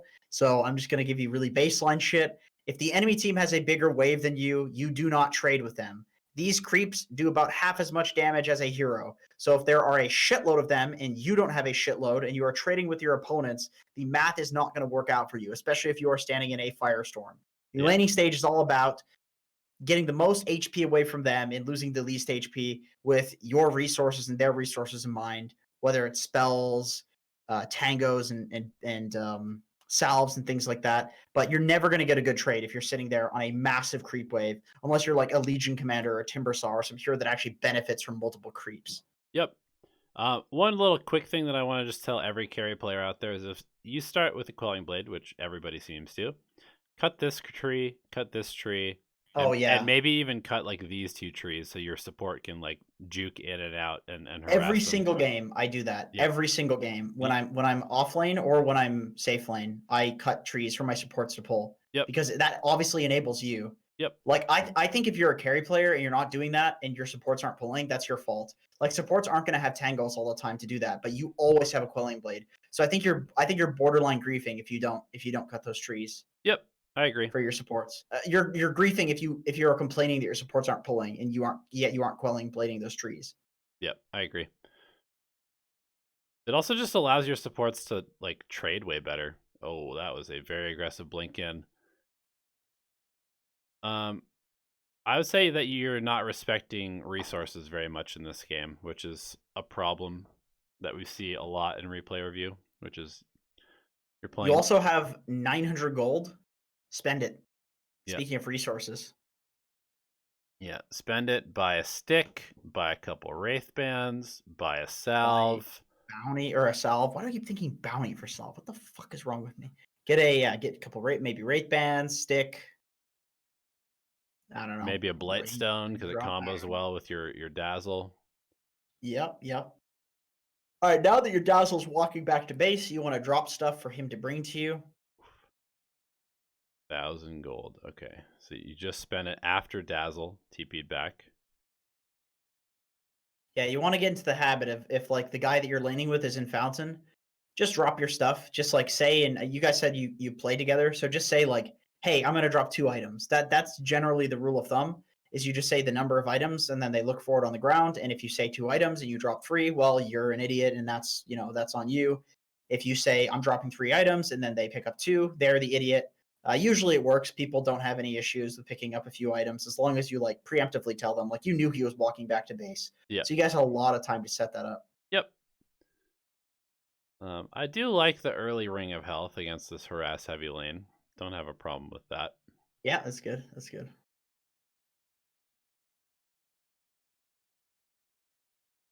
God, I'm just thinking the pussy pimple. It's really gross. Yeah, it is. It is disgusting. Wait, how do we lose our tower? How did we just lose our tower? It's a good question. You guys just ditched the lane? Oh, Lena showed Lena up. came up. Okay. I see. I mean, it's So tough. you need Void Spirit to come and kill the Lena with you. Yeah. That's what needed to happen. I guess I'm okay with you leaving the lane there. It sucks, but to kill these stacks, your dazzle can fuck off, and you can just press blur. Like you don't need your dazzle here stealing XP from you for these. Like look at the top lane. Just watch these creeps die. Look at all this XP that's being lost in the top lane right now. Yeah, once Donnie figures out how to do the free camera. Like, there's like 2 creeps that just died. And now there's a lot of creeps that are dying. And you're splitting this XP. This could be one person. Yeah. You could be jungling while your Dazzle is getting this XP, or you could be getting this XP and your Dazzle could be going doing something else, stacking or also jungling or whatever. Yeah. So I would say, like, if you're farming camps together and it's not like a giant ancient stack, it's something that you want to be doing alone. Yeah. Very inefficient.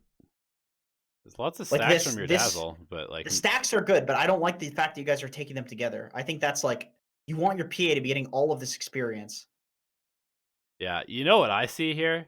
I see a friend who's brought over a friend from League or something like that, and you're trying to teach him how to play Dota, and you're trying to like give him the best game possible, but you're babysitting his ass way too much.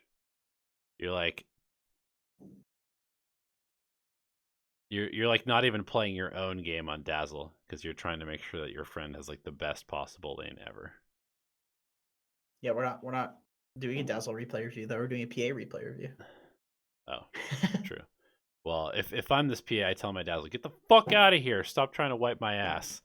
Yeah, it's like, I have hemorrhoids. You're not wiping soft enough. Yeah, let me do it. Sir. Only I know.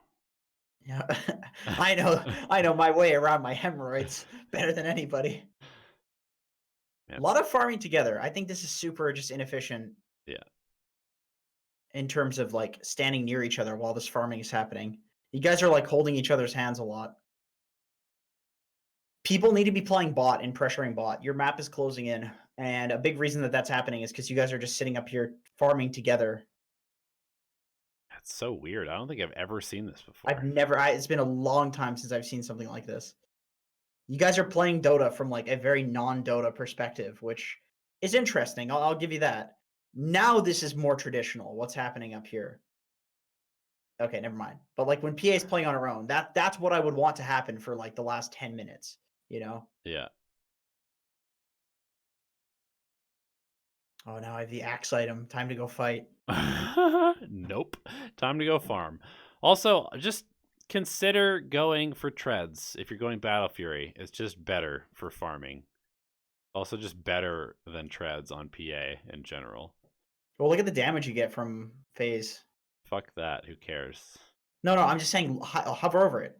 You get 18 damage. You get 10 damage, but attack speed from treads. Yeah. So it's not even like that much less raw damage if that's a problem for you. It's only 8 less. Yeah. But then you have attack speed as well. Yeah. Cool. Get him. Good gank. I like that. Oh, gotta glyph your catapult. And you got glyph. You had catapult on the tower. Glyph the catapult. Take the tower. You got 3,200 gold saved up. Let's try and buy a few items with that. Components to maybe Desolator or BKB, one of the two. Don't be a bitch. Get a Deso. Oh, BKB. Wow. High skill. Excuse me. Very high skill. Yeah, good stuff. Good stuff. Makes you a bitch, but fighting before you have BKB, not so high skill. You got 2 components. Just go finish that shit. We just talked about power spikes for like an hour. Yeah. You're just so much stronger when you get that next item and it's like 100 gold. So why not just hit one camp? Yep, exactly. There you go. Now you're big. Now you say, hey team, let's go fight, and you blur yourself towards the enemy team. And you jump the Lich or the Lina. Yeah. Or the Ench. Yeah. I would say if like the Enchantress is good, it's griefing to go on the Ench. Because she should have like defensive items, and Lich can frost shield her. Fair enough. Whoa, it's a Kyle Lina. Okay, yeah, definitely go on the Lina. That Lina's an easy one, yeah. Burst that bad boy. We even have a Mindbreaker. Oh, yeah. Oh, we traded out for Paladin's. Why do people love this item on carries so much? It's not good. This is only good on like a select few carries. Well, I think it's because the lifesteal amplification amplifies also like her lifesteal. Okay, sure. I do think it's like a little redundant I to. It I has also raw damage to go with the crit. I see so many carries seeing a paladin sword drop and being like, "Give me the sword! It's a sword! It does so much damage!" And it's like, bro, you already have lifesteal. Unless you're a lifestealer, which it makes sense to have this because it gives you so much extra stuff. It's not really that much of a carry item. I would rather have this on like a support than a core who needs lifesteal sometimes. Okay. I don't know about that. Dude, amplifies the wearer's regen, healing, and lifesteal. Like, if you have a Vlad's, put it on your Vlad's carrier. Yeah, but it's 17 damage and 17% physical 17 lifesteal. damage is nothing at 25 minutes. I've seen people pick this up over like Orb of Destruction and shit. It's okay, like, well that's come stupid. on, man. I mean, I think it's a good item. I just think. I think it's extremely overrated. Okay. I'm thinking maybe somebody on the team wanted the Mindbreaker, maybe Void Spirit. That's fine. I would probably rather have People's Gift, to be perfectly honest. I wouldn't go People's Gift. I don't know, man. I'd go Philosopher's Stone. Yeah, on PA, it's definitely good. Yes. Definitely good. I just think the extra stats on a hero like PA, when you have like very glass cannony, even with the BKB, you're fairly glass cannony. I think it's pretty nice having a bunch of extra HP. I would say with this lifesteal, just go. Oh no! All right, don't do that. But with the lifesteal, go walk into Roche and just hit Roche. You also have Medallion on Dazzle. Yeah, go take Roche. For some reason in these like lower rated games, Roche is just ignored. Yeah. If you take Roche, the enemy team just can't win a fight. Yeah. Period. For like 5 minutes. You probably just win the game if you have Roche, actually. Just walk into Roche. Oh, there you go. Okay. But the moment you have your lifesteal talent and you have control over that area, you can do it. Yeah. And when you have Roche, don't play on your side. Go act like a maniac. Yep. Fast. Do it fast. Oof. I don't know if I would BKB don't BKB immediately. before you lose the Aegis, I would say. Yeah, especially for an Underlord. This is probably the least important hero to kill. BKB management, really important on PA. It's not really about the duration, it's about when you use it. Now the Aegis doesn't matter, because if you die and you respawn, you're just dead anyway, because you don't have the BKB. Right. Yeah, you want to use this to basically, you dive somebody, and then you BKB as soon as they try to stun and counterplay you, and then all of a sudden they can't do anything. You definitely don't use this like instantly to start the fight. You pick the moment where it's going to allow you to finish off a kill. I would say you just don't use it at all until Aegis is like, you have heroes to buff you and to protect you. So I would say, like, if there's any point where you're going to be able to be greedy and not use the BKB, it's when you have Aegis. Yeah. Now you're dead. Yep. I would say you almost never want to BKB pre-Aegis. Yep. It's like the one time that you get to be greedy and just play around your like defensive spells and heroes. Also, you guys are taking some insane fight while your Viper's split pushing top. Yeah. Get him, Vipe. Get him, 8-bit Ultra. Use that Dragonlance Maelstrom on the tower by yourself with BKB sitting in stash. Dude, look, he's got drums and he's running at 355 move speed. What a pathetic hero. Alright. I think that's probably good. Yeah, I think that's good.